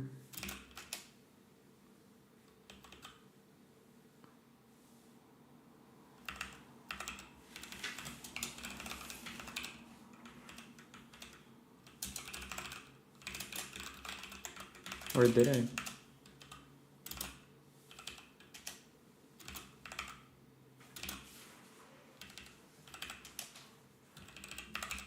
No, I didn't. Either I'm not sure why am I getting the definitions already. Anyways.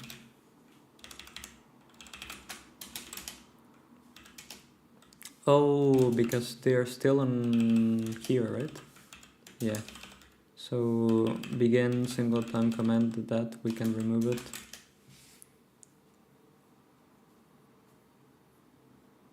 And then wait unminimized. Read shader on all of this.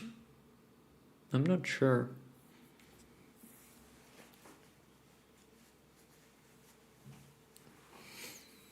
I feel like they all could be in Vulkan.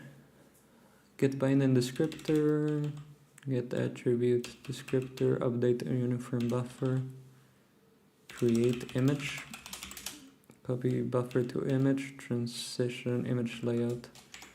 I would create an image specific one, but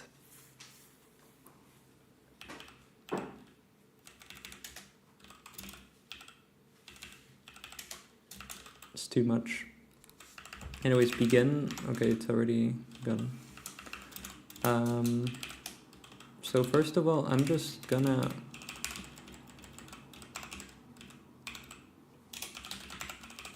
do this Vulkan memory.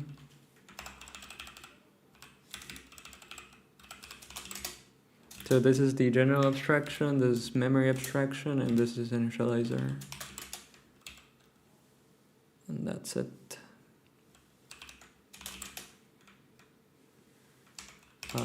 I feel like something has to break. It doesn't. Well, let's Amazing.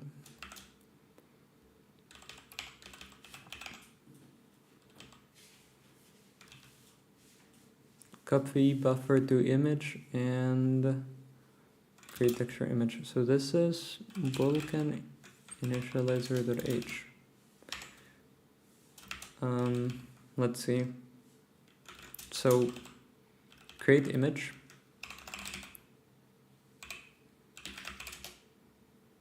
This, we move it there.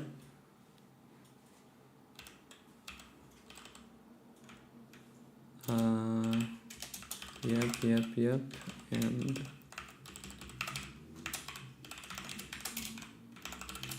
yeah. Find memory type comes from Vulkan memory. And that's it.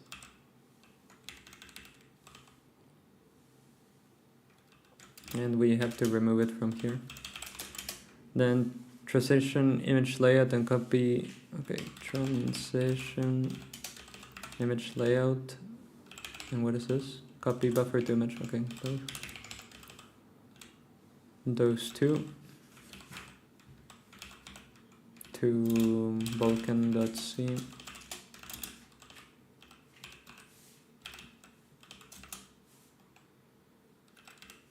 Yeah. And I need this and this.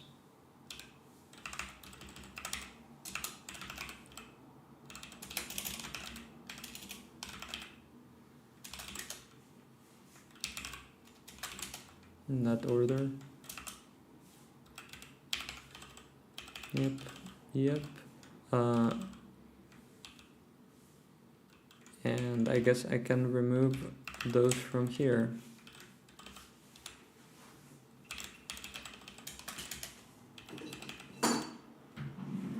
And then I guess this.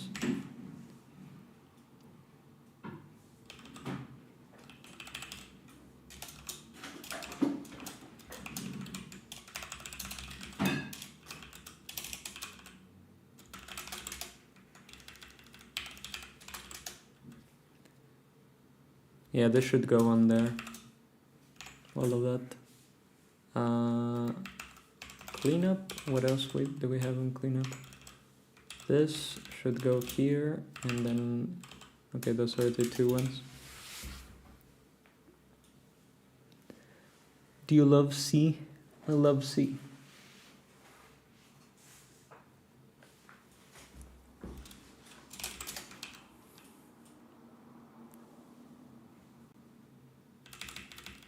Some would go for destroy, since it's cleaned up as well.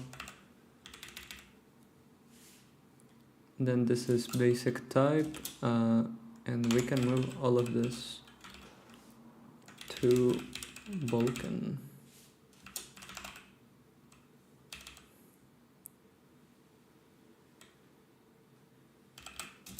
Let's add this at the bottom.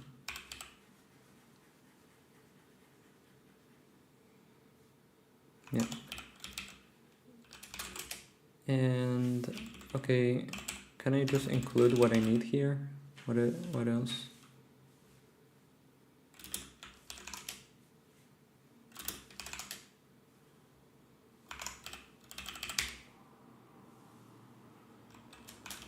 Is that it?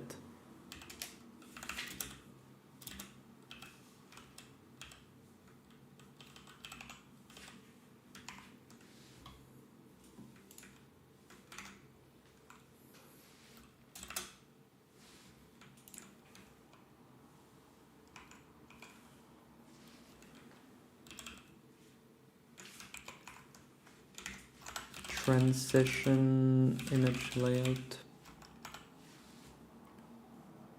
Where do you use the format?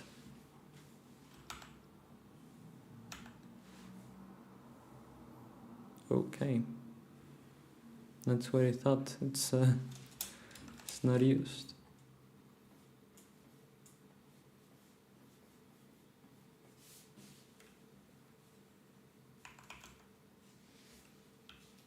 Because it's not specified either. I guess we will be using it later.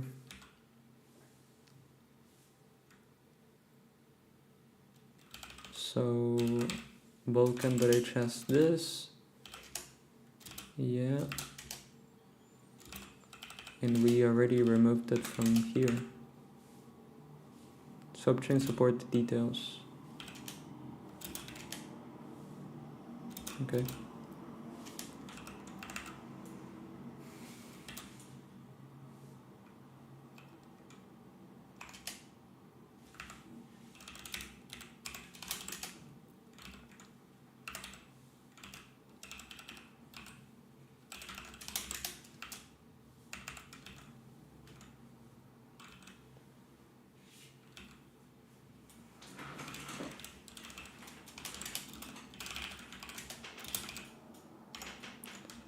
So here we just needed all of this and this thing. So let me find it.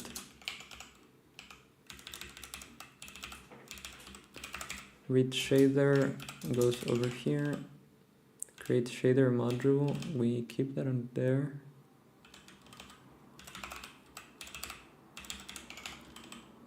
Good. Record comment buffer.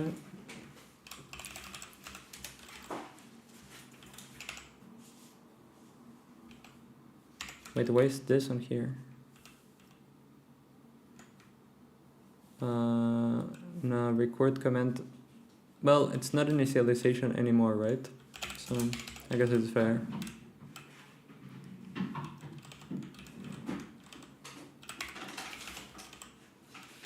Because you have to do it per whatever.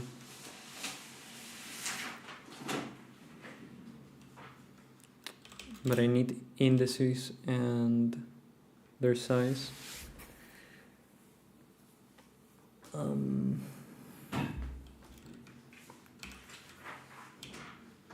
I guess I'll keep it here.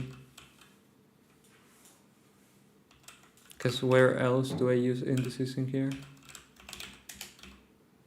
Create index buffer. Not this. Not this either. Not this either. And this is... Nope. So use it in two places.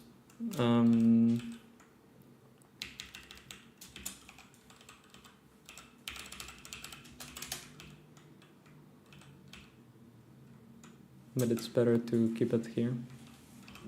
Indices. Okay.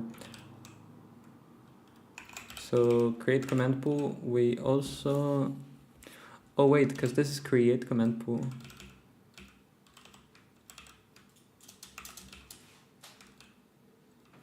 No, this is record. Okay, record command pool. We can keep it on here.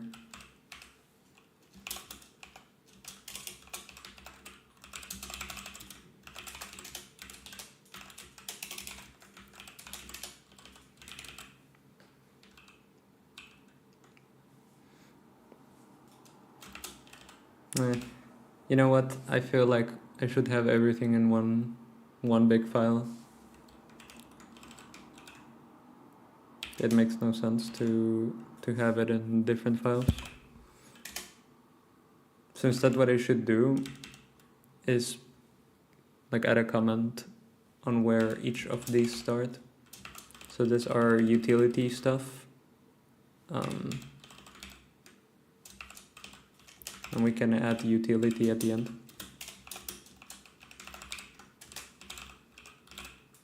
Utility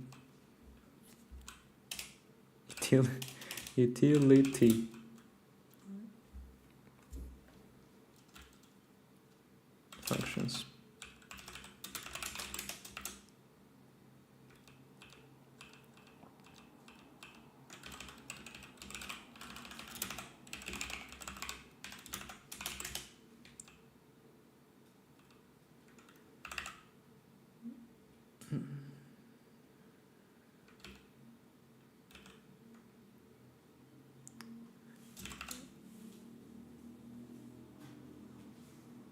Yeah.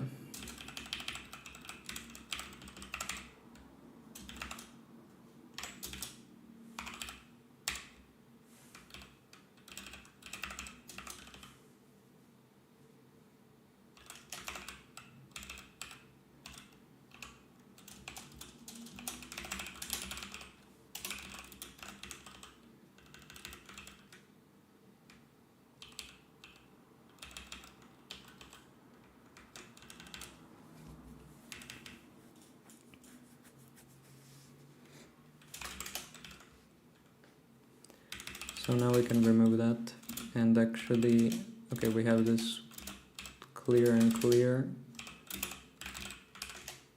We can just keep Vulkan. Yeah, Vulkan alone. I was thinking of having also a Vulkan memory, but now let's just have everything on here. I'll keep it like Vulkan initializer because maybe it bugs. And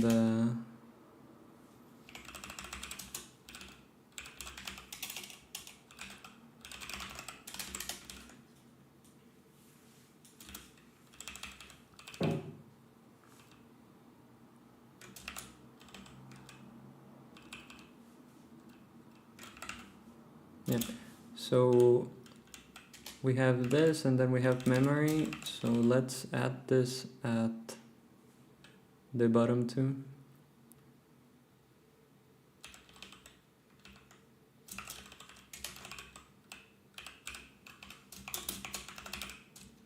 Memory functions.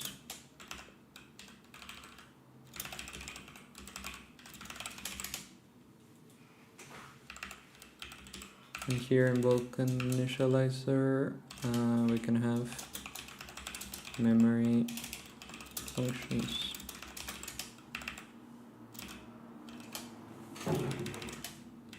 Which are all on here.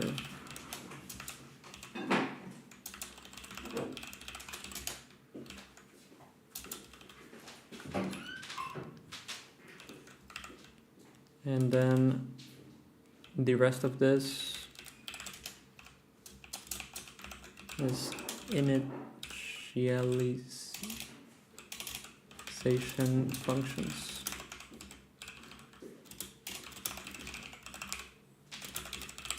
There we go.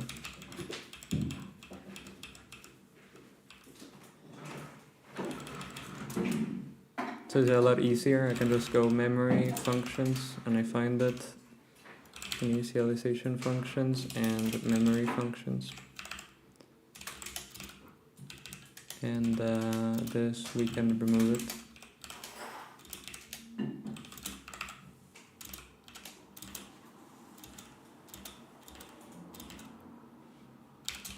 Can I add that? No.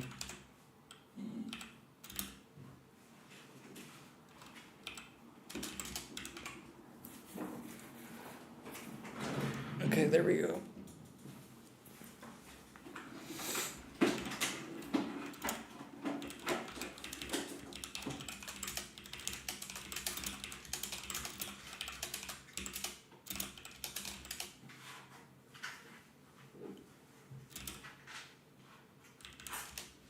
Now let's just move stuff that should be on each side to the correct side.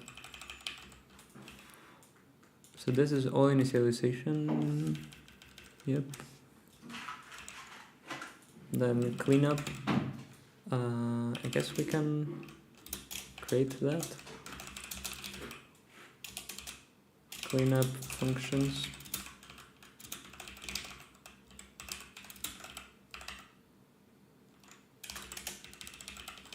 Yep.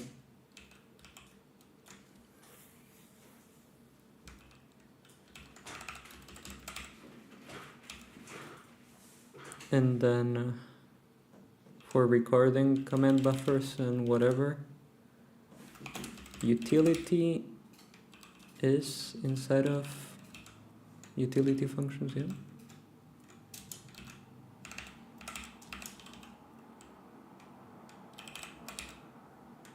Find memory buffer, memory type, create buffer, and copy buffer are all in there. So I'm guessing this is there, this is not.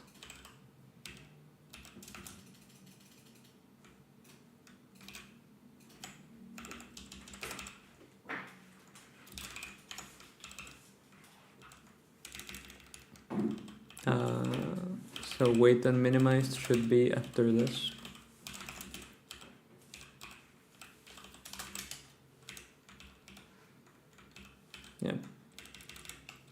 Then this is at the top. Same with this.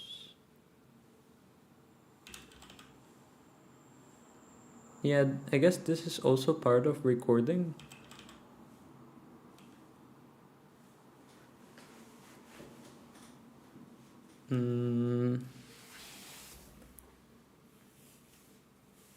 It's more like initializing structs.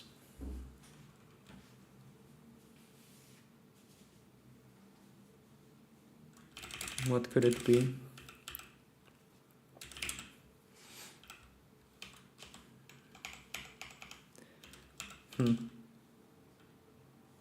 I think I'm gonna put it on the same category as record here.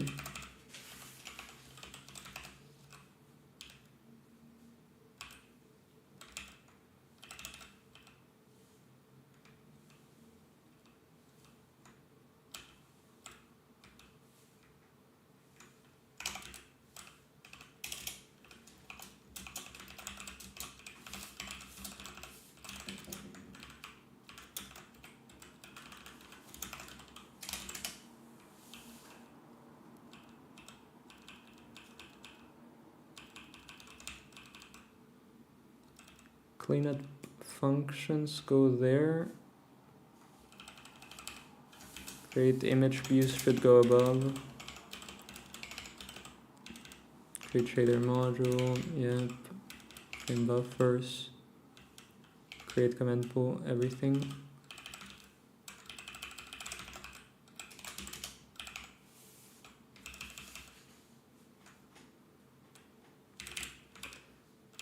As well as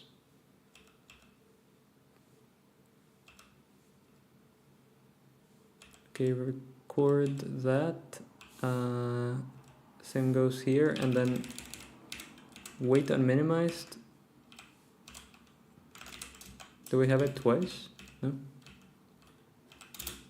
Utility. Yeah, this is not in the right place.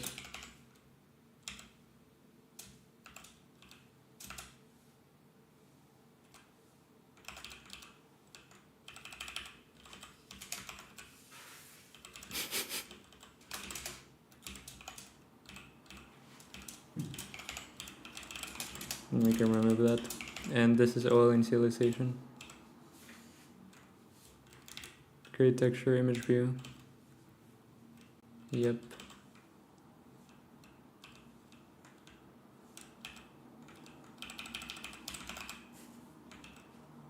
Create. There you go. So these are all create. An update.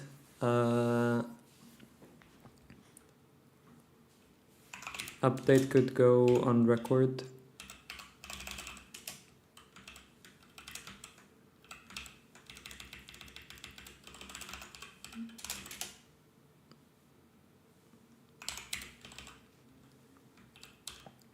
Yeah, and record could be update functions.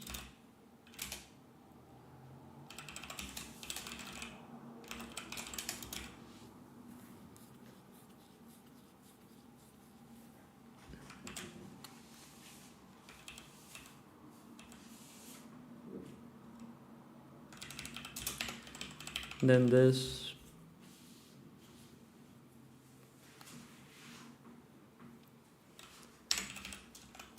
What do I use it for? Get vertex get binding descriptor, and this one vertex get attribute descriptor. Yeah, I would say this is also part of update.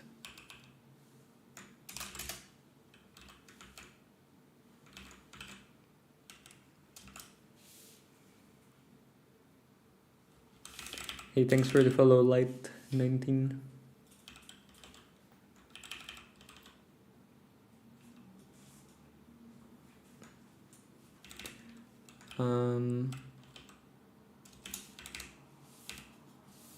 All of this goes into update.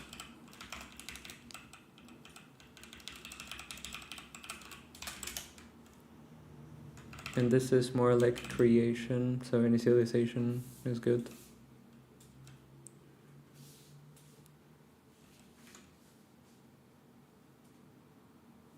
Then this is all utility. And this is memory functions, okay. So let's see, initialization, we have, yeah, create, and then destroy. This we should do it on cleanup functions.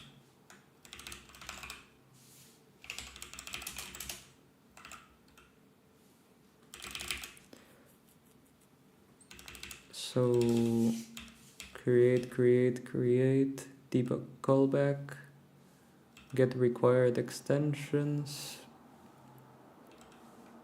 check validation layer support, check validity extensions, populate.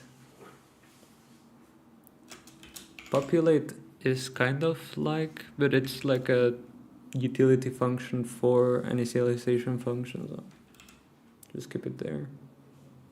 Find queue families, query chain support, is device suitable? Yep. Create surface.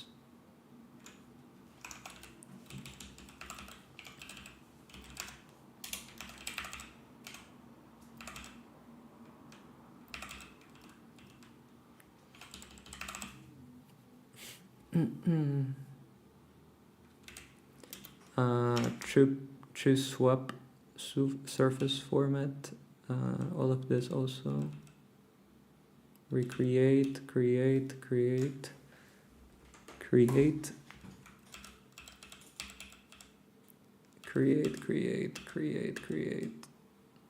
and that's it. Then cleanup is very simple. Update functions, the same.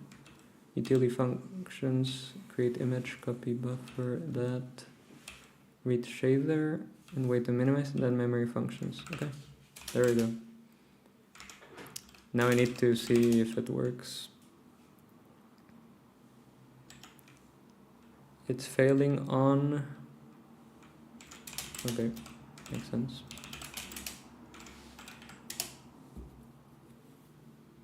Okay, good. And then I need to do this, do that, and I need to do this and wait, and do that.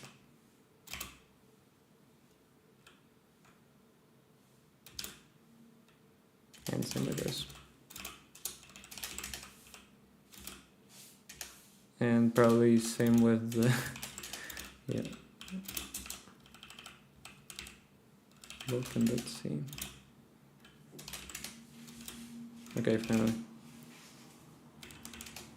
Now if I get on this, close all this, refresh my LSP, check tabs, I just have one, and what is it?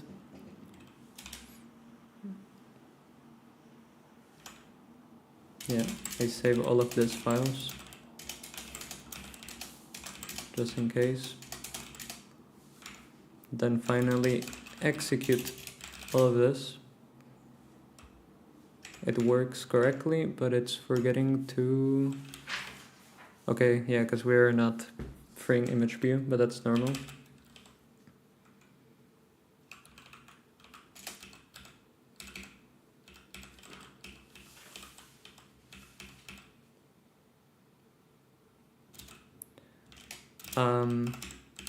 Now I want to move them both to Vulkan. This is Vulkan. And then render.h doesn't do anything, but main should call from Vulkan.h. Close all the tabs that I had open, and now we compile directly from here.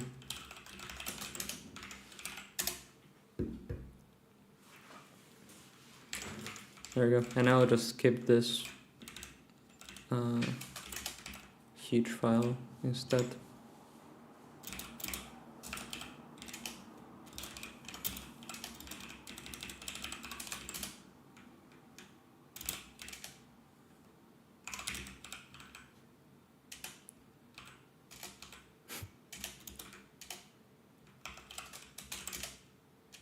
Okay, everything's breaking because of the closing of that window that I deleted.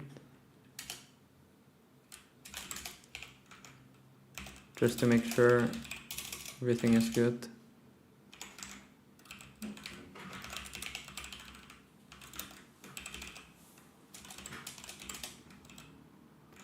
Good, then clean up here.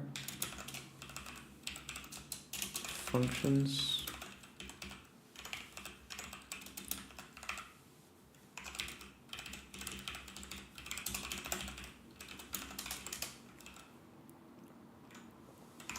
Update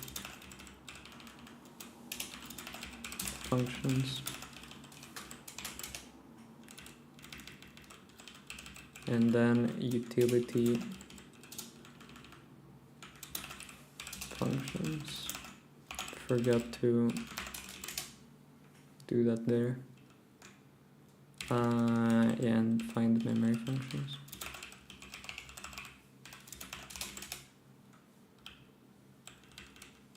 Whether minimize, begin, and all of that. Okay, finally. Now the last thing I'm missing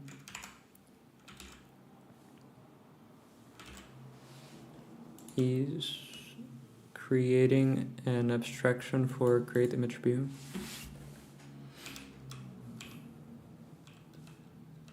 So we do this, do that. Because so much of the logic is duplicated from create image views, you may wish to abstract it into a new create image view function.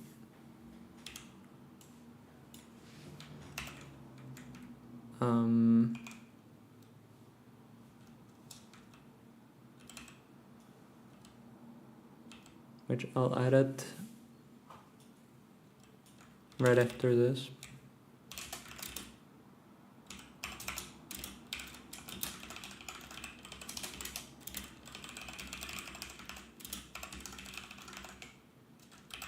And we can just do bk check.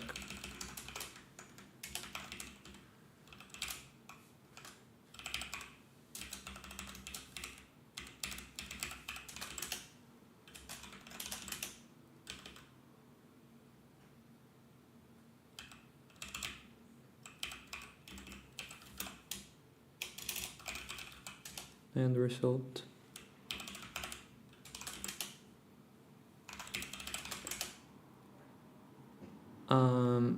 And all it takes is image and then the format.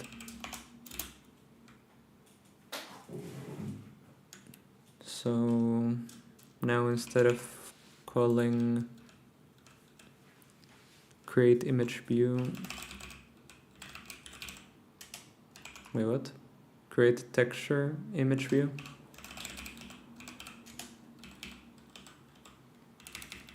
We can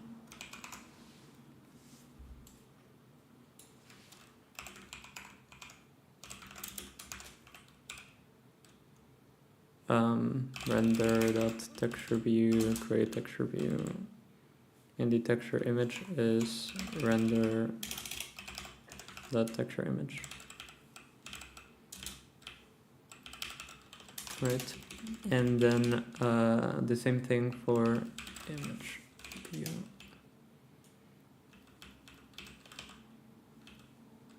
Here.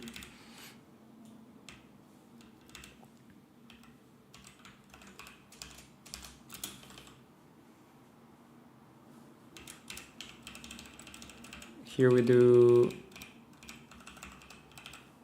pretty much the same thing. Is equal to this, and inside of here we need to pass in render swap chain data as image, and swap chain format. There we go.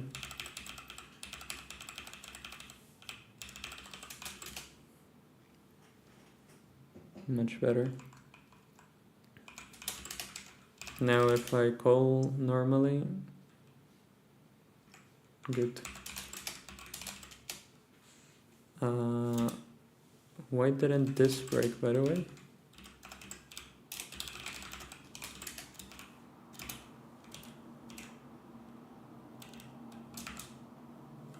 This should have broken. So I'm not sure why it didn't. That's so weird.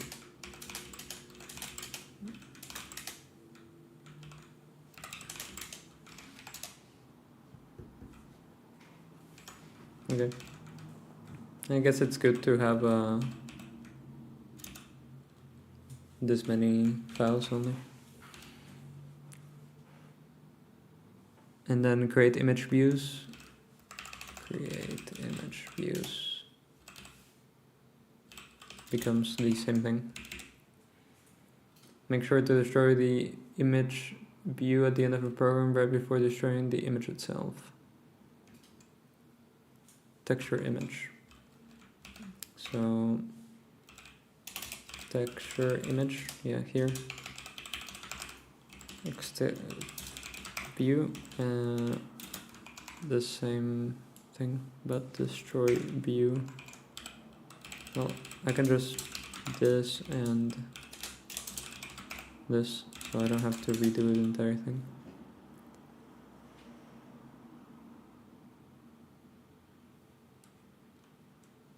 Though if there's this, then there's like 100% going to be this. So I'm not sure if we need to do that. I could just add this in here.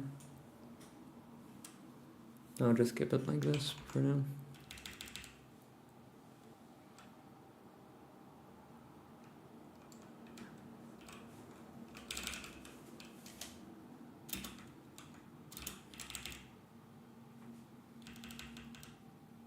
This was going right after this, but before vertex buffer. So we create the image view.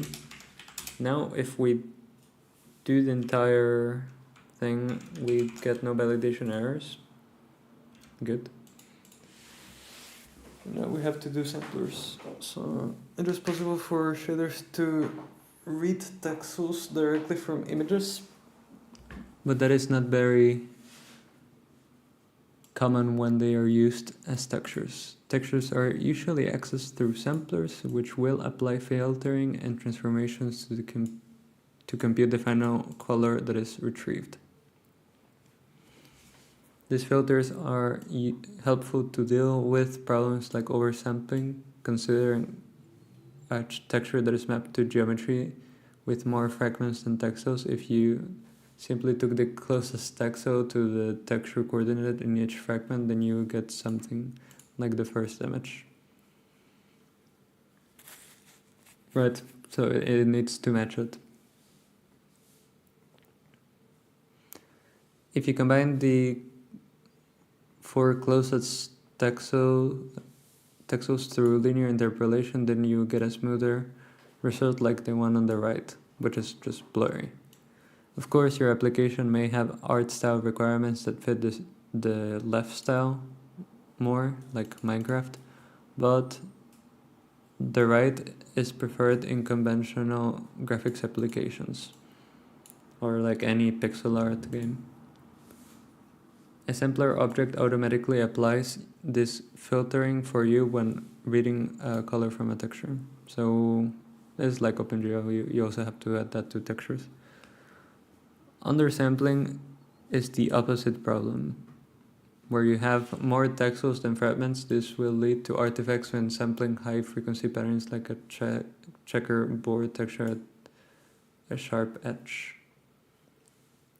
Yeah.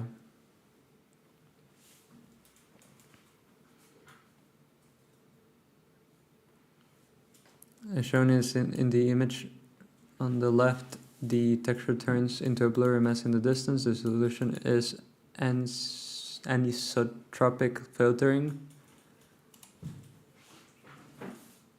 Okay. Which can also be applied automatically by a sampler. Aside from this filters, a sampler can also take care of transformations. It determines what happens when you try to read texels outside of the image through its addressing mode. The image below displays some of the possibilities: clamp to edge, repeat, mirrored, repeat, and clamp to border. I always wonder why would you want any of these?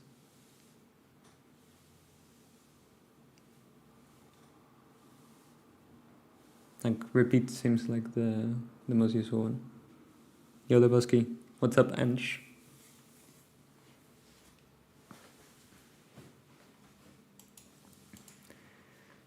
We will create a function, create texture sampler, to set up such a sampler object. We'll be using that sampler to read colors from the texture in the shader later on. So that goes right after create texture, create image grid. And of course, this goes on here.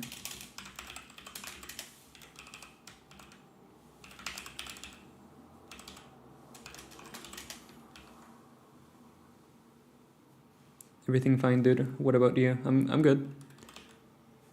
I'm getting a bit tired of getting textures working. But I'm excited because it's this, then depth buffering, and I can finally load models. And that doesn't seem like a big feat. Yeah, because it's just rendering triangles, rendering faces. Then MIP maps looks interesting. Since I want to do something like a Minecraft clone, then multi-sampling doesn't look hard either.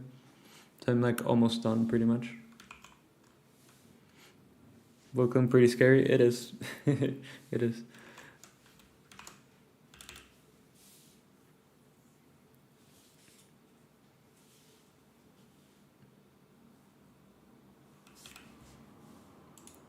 Which specifies all filters and transformations that should apply.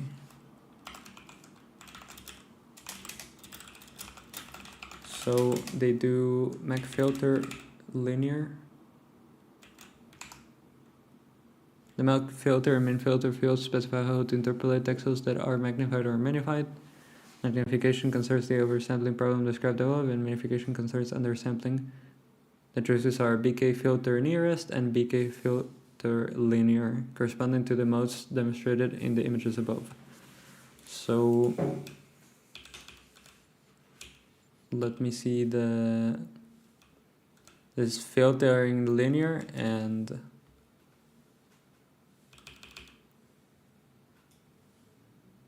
by linear I'm guessing is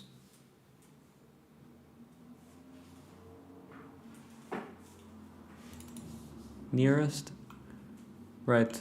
So we'll do linear to do change to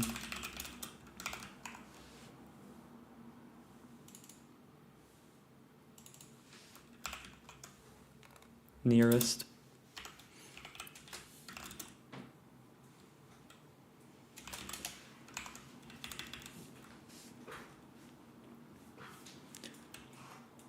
The addressing mode can be specified per axis using the address mode fields. The available barriers are listed below. Most of these are demonstrated in the image above. Note that the axes are called U, B, and W instead of X, Y, and Z. Okay. This is the convention for texture space coordinates. So you have repeat, mirror to repeat, clamp to edge, mirror, clamp to edge, and clamp to border. I guess we're gonna use repeat. Safest option. I don't remember what I used on OpenGL.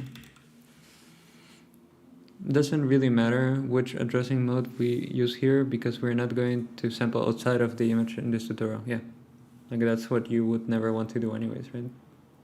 So the sampling, it doesn't really matter. However, the repeat mode is probably the most common one because it can be used to tile textures like floors and walls. Yeah. Then sampler info and C23 enable. What is this? Any documentation? No. These two fields specify if anisotropic filtering should be used. There's no reason not to use this unless performance is a concern. The max anisotropy field limits the amount of textile samples that can be used to calculate the final color. A lower value results in better performance but lower quality. To figure out which value we can use, we need to retrieve the properties of physical device like so.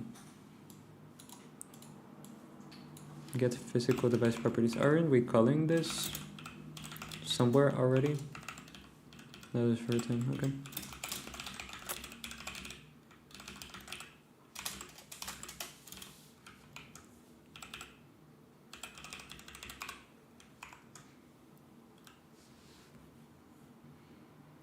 If you look at the documentation of structure, you will see that it contains a BK physical device limits member called limits. This struct is in turn has a member called max and okay. And this is the maximum value we can specify in max and see anisotropy. If we want to go for maximum quality, we can simply use that value directly. Which is what we want to do, right?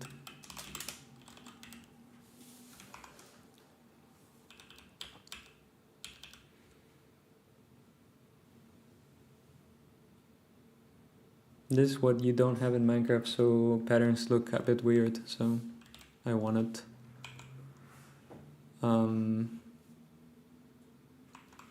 Yeah, and I guess it can like be changed on settings. You can either query the properties at the beginning of your program and pass them around to functions that need them, or query them and create texture sampler function itself. Yeah, I mean, that's what I was thinking. We are never using this anyways, right? So I'm not gonna save the value.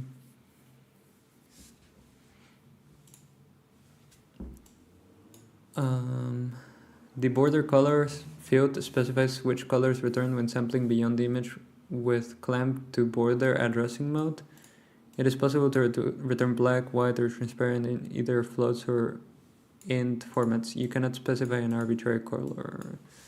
But I'm not clamping to border, right? So isn't this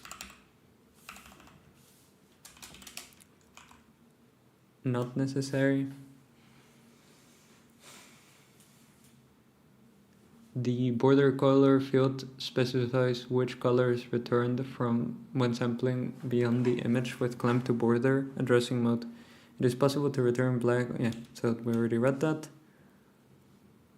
The unnormalized coordinates field specifies which coordinate system you want to use to address texels in an image. If the field is true, then you can simply use coordinates within the, yeah, you wouldn't want that. If it is false, then texels are from 0 to 1, which is what we want because barcodes, of course. Almost always use normalized coordinates because it's not possible to use textures of varying resolutions with the exact same coordinates, yeah. And it's just harder in general. Sampler info, compare enable, compare up.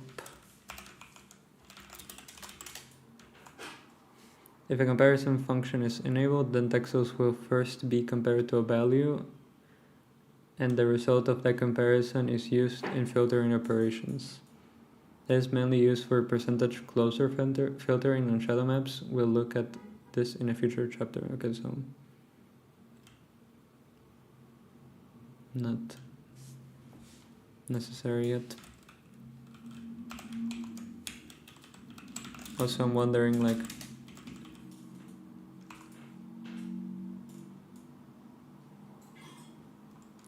compare enable and compare up. Like, if I have enable false, do I really need that? Do I need that? All of these fields apply to MIB mapping. We will look at MIB mapping in a later chapter, but basically it's another type of filter that can be applied. The functioning of the sampler is now fully defined. Add a class member to hold the handles of the sampler object and create the samplers with createSampler. So let's add sampler, which goes right over here. Image view.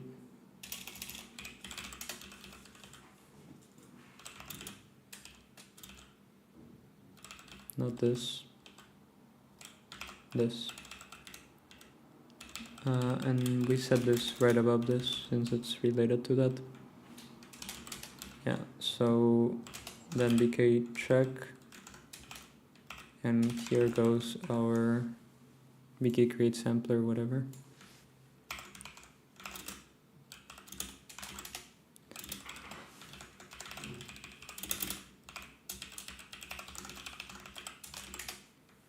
Okay.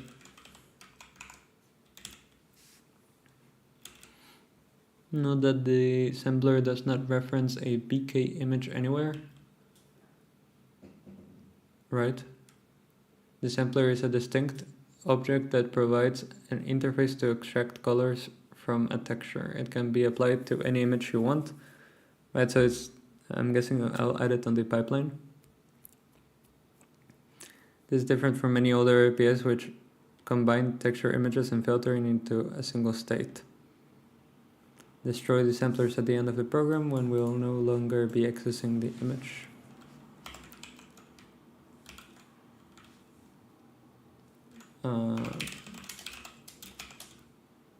Render.image view? No.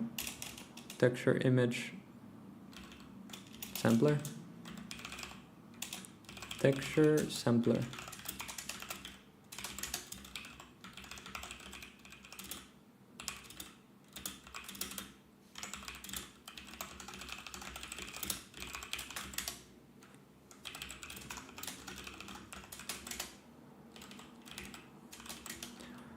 Okay. If you run your program right now, you'll see a validation layer message like this. Let's see. Yeah. Anisotropy enable is bk true, but sampler was not enabled. Okay. By the way, this was not necessary and this was not necessary. That's because anisotropic, well, I'll leave those two, but we won't need them.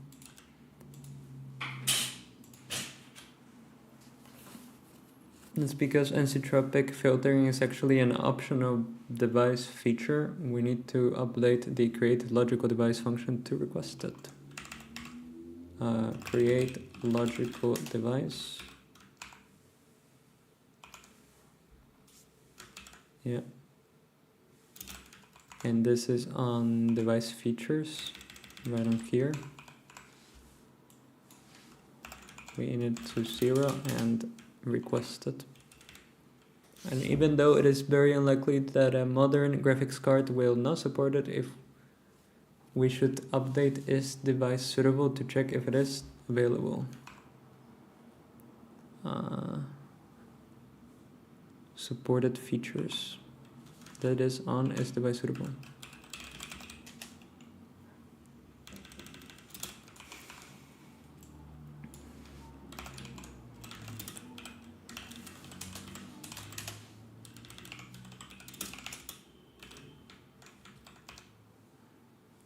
Where is it? And see sampler anisotropy, sampler anisotropy.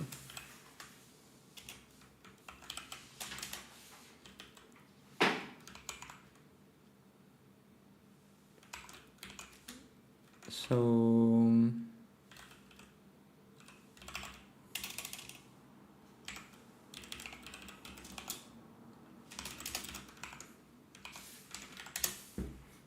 now we enable the feature and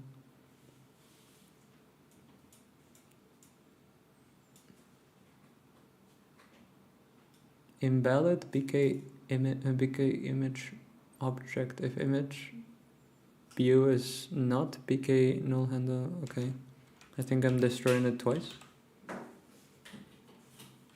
Yeah.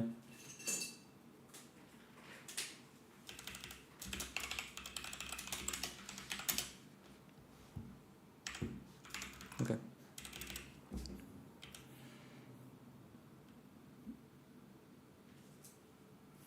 The BK get physical device features repurpose the BK physical device feature struct to indicate which features are supported rather than requested by setting the Boolean values.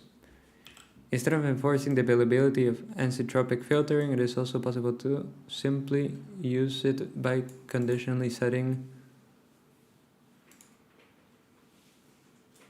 BK false.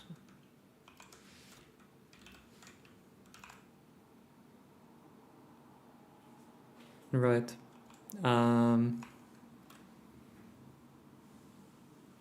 I'll just leave it like that, right?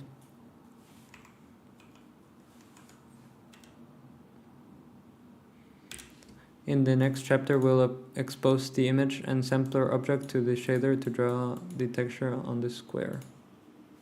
So this will include doing something to the pipeline,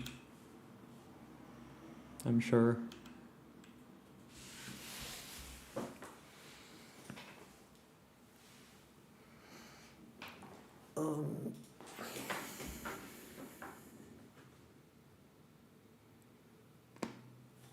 We looked at descriptors for the first time in the uniform buffer part of the tutorial.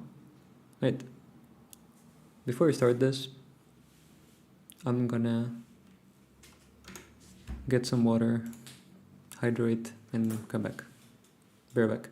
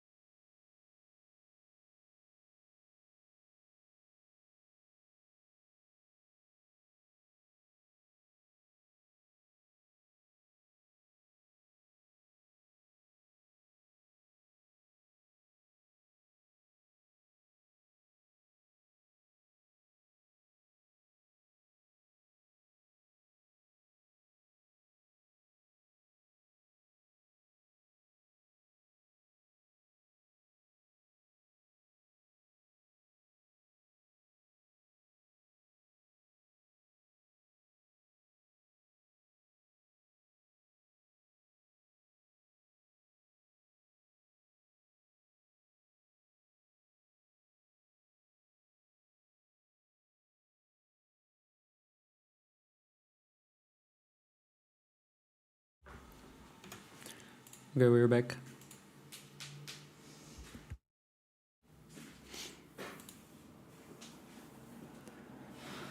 What GPU you use? You have it's a 3090.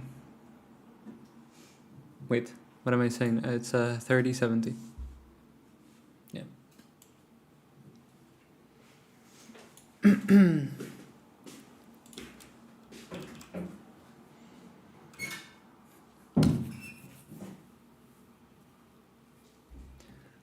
Okay. We looked at descriptors for the first time in the uniform buffers part of the tutorial. In this chapter, we will look at a new type of descriptor, combined image sampler. So the same that we have in OpenGL pretty much.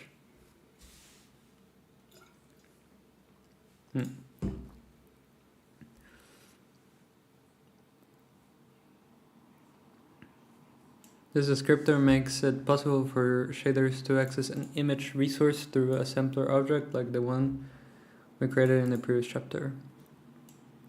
I'll start by modifying the descriptor layout, descriptor pool, and descriptor set to include such a combined image sampler descriptor. After that, we're going to add texture coordinates to vertex and modify the fragment shader to read colors from the texture instead of just interpolating vertex colors. Okay, I can imagine what this is gonna be like. So updating the descriptors, browse to create descriptor set layout.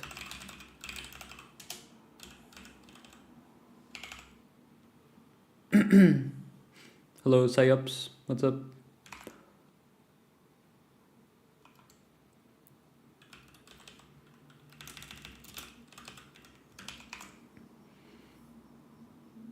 And add a BK descriptor set layout binding.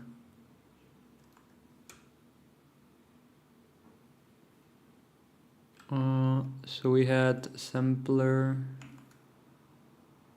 Okay. Set layout binding. Is this what we're adding here? No. Okay, I'll see. Then you're using Linux today now? Just a window manager.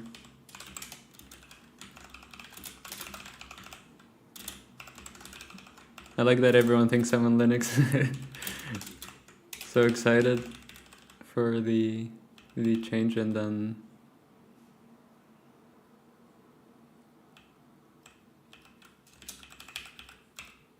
it's the same. Oh, so we have to edit on here. My bad. Okay, I see now. So this is the sampler layout binding. Binds to 1, descriptor count 1, descriptor type combined image sampler, immutable samplers, which I'm gonna remove for now, but it's interesting.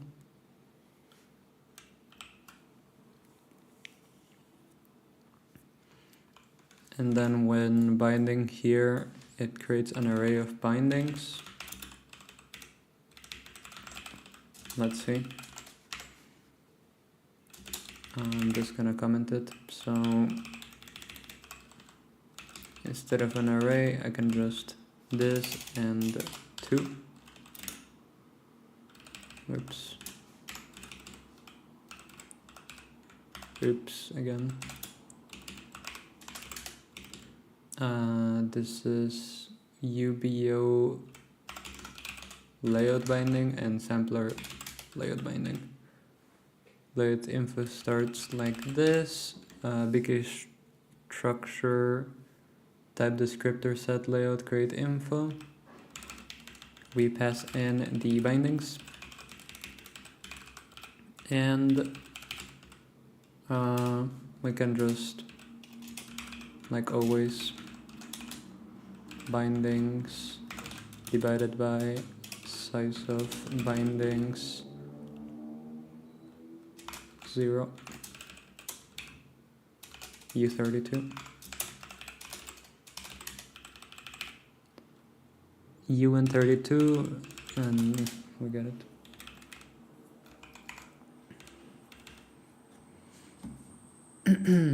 make sure the stage flags,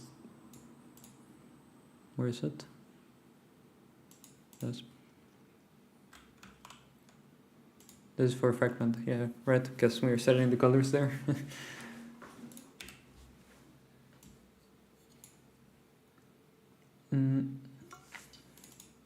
The fragment shader, that's where the color of the fragment is going to be determined. It is possible to use texture, sampling in the texture shader, for example, to dynamically deform a grid of vertices by a height map. Right? We must also create a larger descriptor pool to make room for the allocation of combined image sampler by adding another BK pool size. Of type BK descriptor type combined image sampler to the BK create pool create info. Go to the create descriptor pool.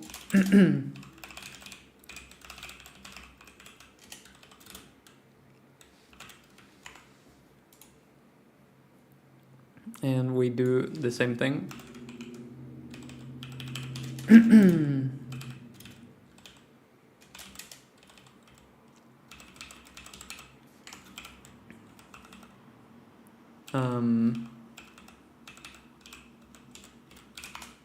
Two is equal 0. Well, I can just add it here. So this is 0, 0. Yeah. And this is 1. Since we need two bindings.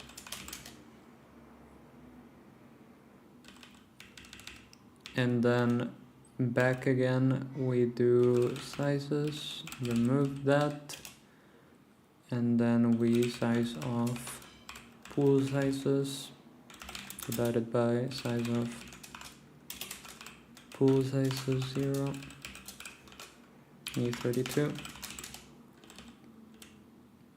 and that's done as well.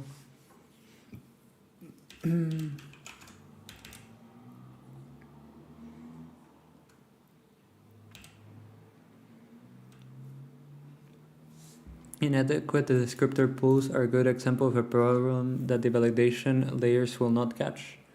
As of Vulkan 1.1, descriptor sets may fail with the error code BK error pool out of memory if the pool is not sufficiently large.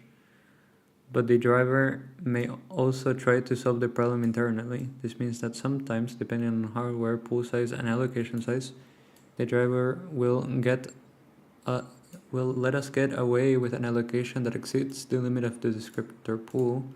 Other times, BK allocate descriptor sets fails and returns BK error out of pool of memory. This can be particularly frustrating if the allocation succeeds on some machines and fails on others. Since Vulkan shifts the responsibility for allocation to the driver, it is no longer a strict requirement to only allocate as many descriptors of certain type, as specified by the corresponding descriptor count members for the creation of the descriptor pool. However, it remains best practice to do so, and in the future, BK kernels validation will warn you about this type of problem if you enable best practice validation, which we have by default, I'm pretty sure.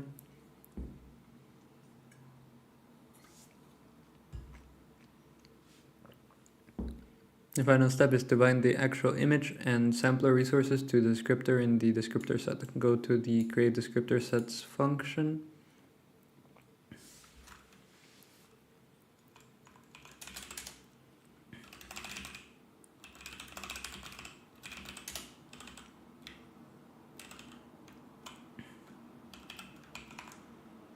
And right on here,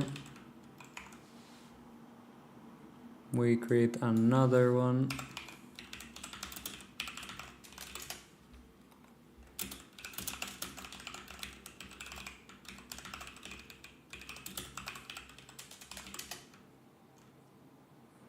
We create image info, and buffer info. And where do we add that?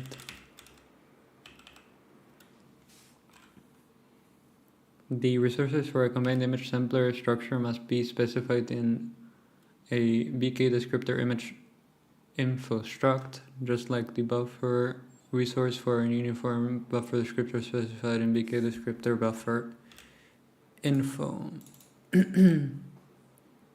This is where the objects from the previous chapter come together. Oh, because you set them on here. Alright. I'll just do this entire thing. Does this fail? No. So, again, we set it as 2, 0. Descriptor sets what? Render.descriptor sets that data.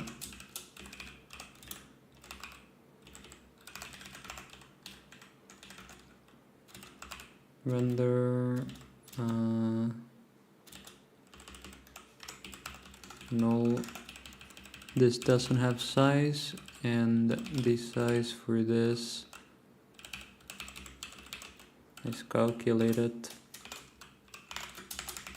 with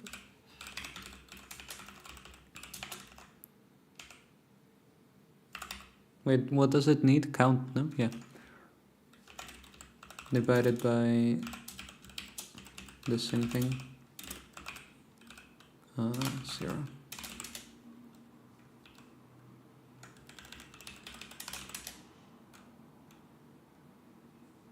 Good.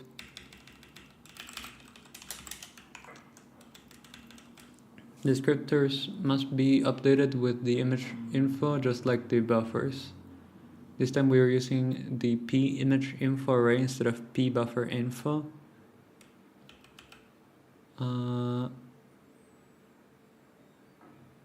P image info, yeah. The descriptors are now ready to be used by the shaders. Texture coordinates. There is one important ingredient for texture mapping that is still missing, and that's the actual coordinates for each vertex. The coordinates determine how the image is actually mapped to the geometry.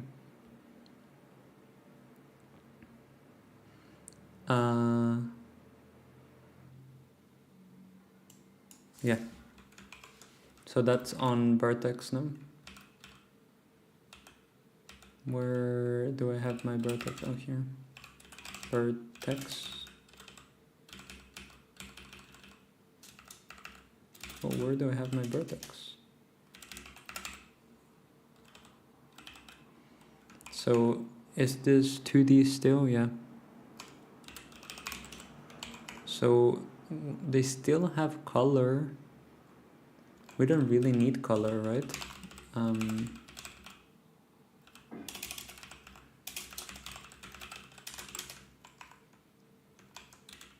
We'll keep it. Just because they keep it on the example, but it's not necessary.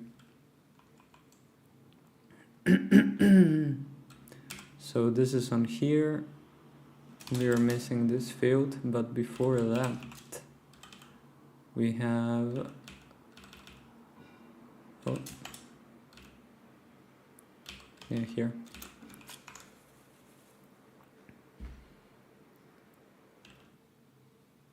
Get attribute descriptors and get binding descriptors. Descriptions.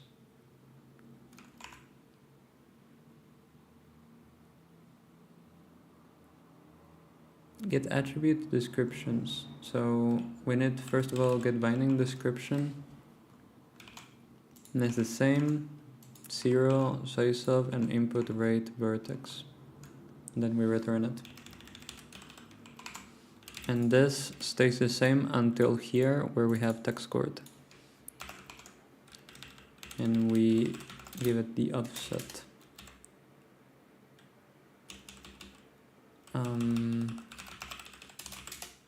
There you go. This is Ohm binding serum.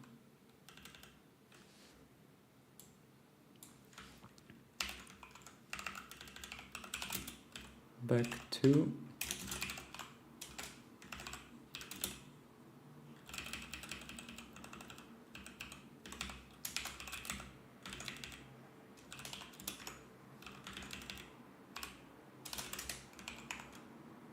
zero, zero, 1 and 1, 1.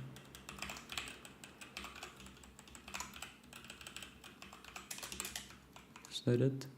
Yeah, 1, 0, 0, 0, 0, 1, 1, 1.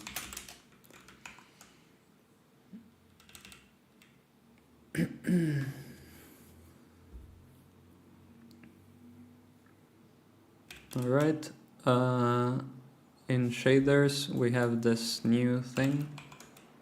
So BERT that has in text chord, which we will have to send to layout to frac color. Frac text chord. Let me do that. In color and in text chord.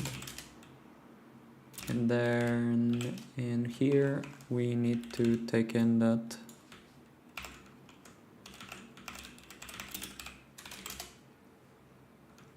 like so.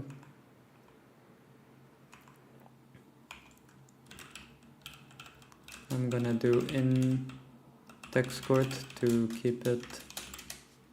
Actually, to keep naming correctly, it's obvious that it's gonna go to the frac, but keeping it as out is probably better.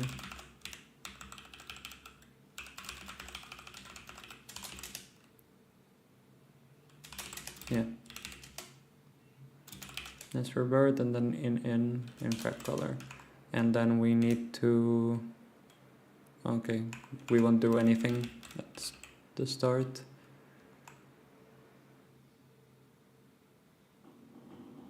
Oh yeah, we will. Frac text chord. I mean, this won't output anything, right?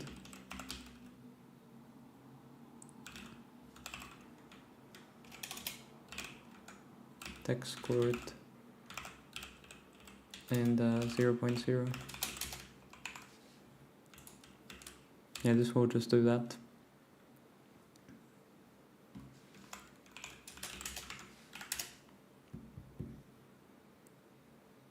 Okay. I knew something on the graphics pipeline was needed to change. So, attribute descriptors.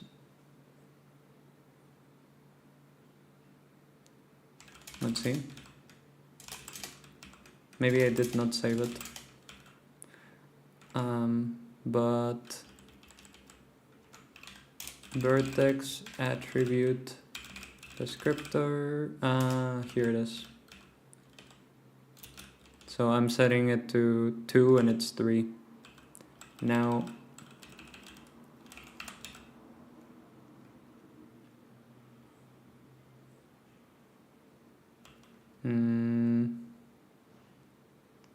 first of all, I need to make a macro for this.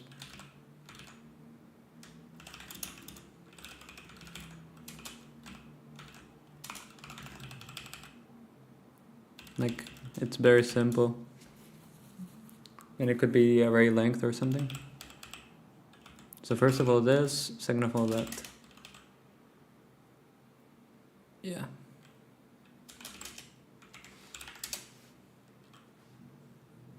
There we go.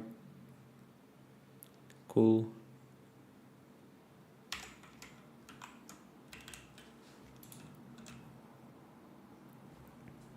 The green channel represents the horizontal coordinates. Yeah. The combined image sampler descriptor is represented GLSL by a sampler uniform. Add a reference to it in the fragment shader. So like open GL. This is also input. That as uniform. Text. I feel like uni,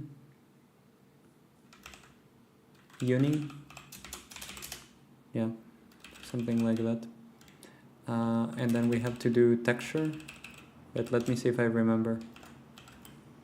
So, of course, out color is equal to texture. You give it the sampler, and then you give it the index code, and that should be it. There you go.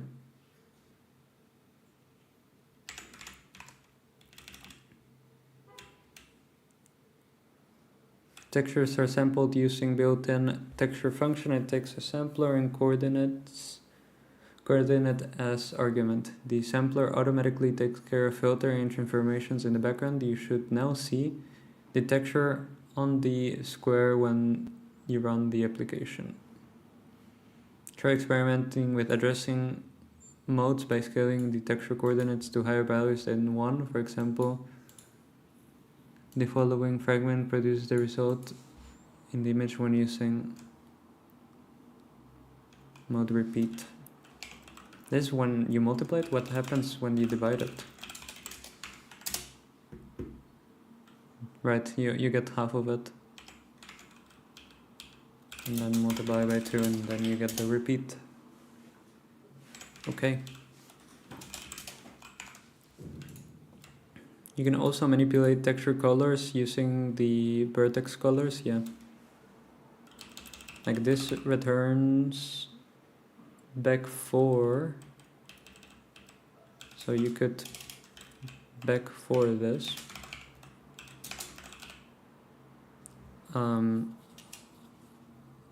I don't know, multiply by back 3 and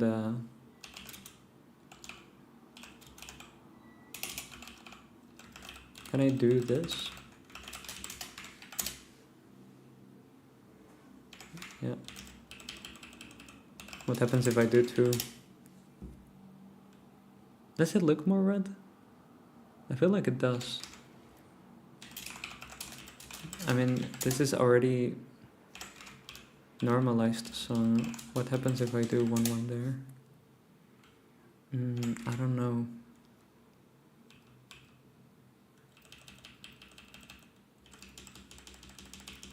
How about infrared color?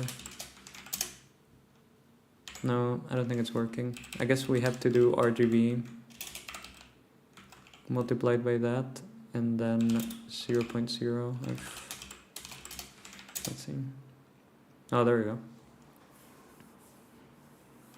That's it.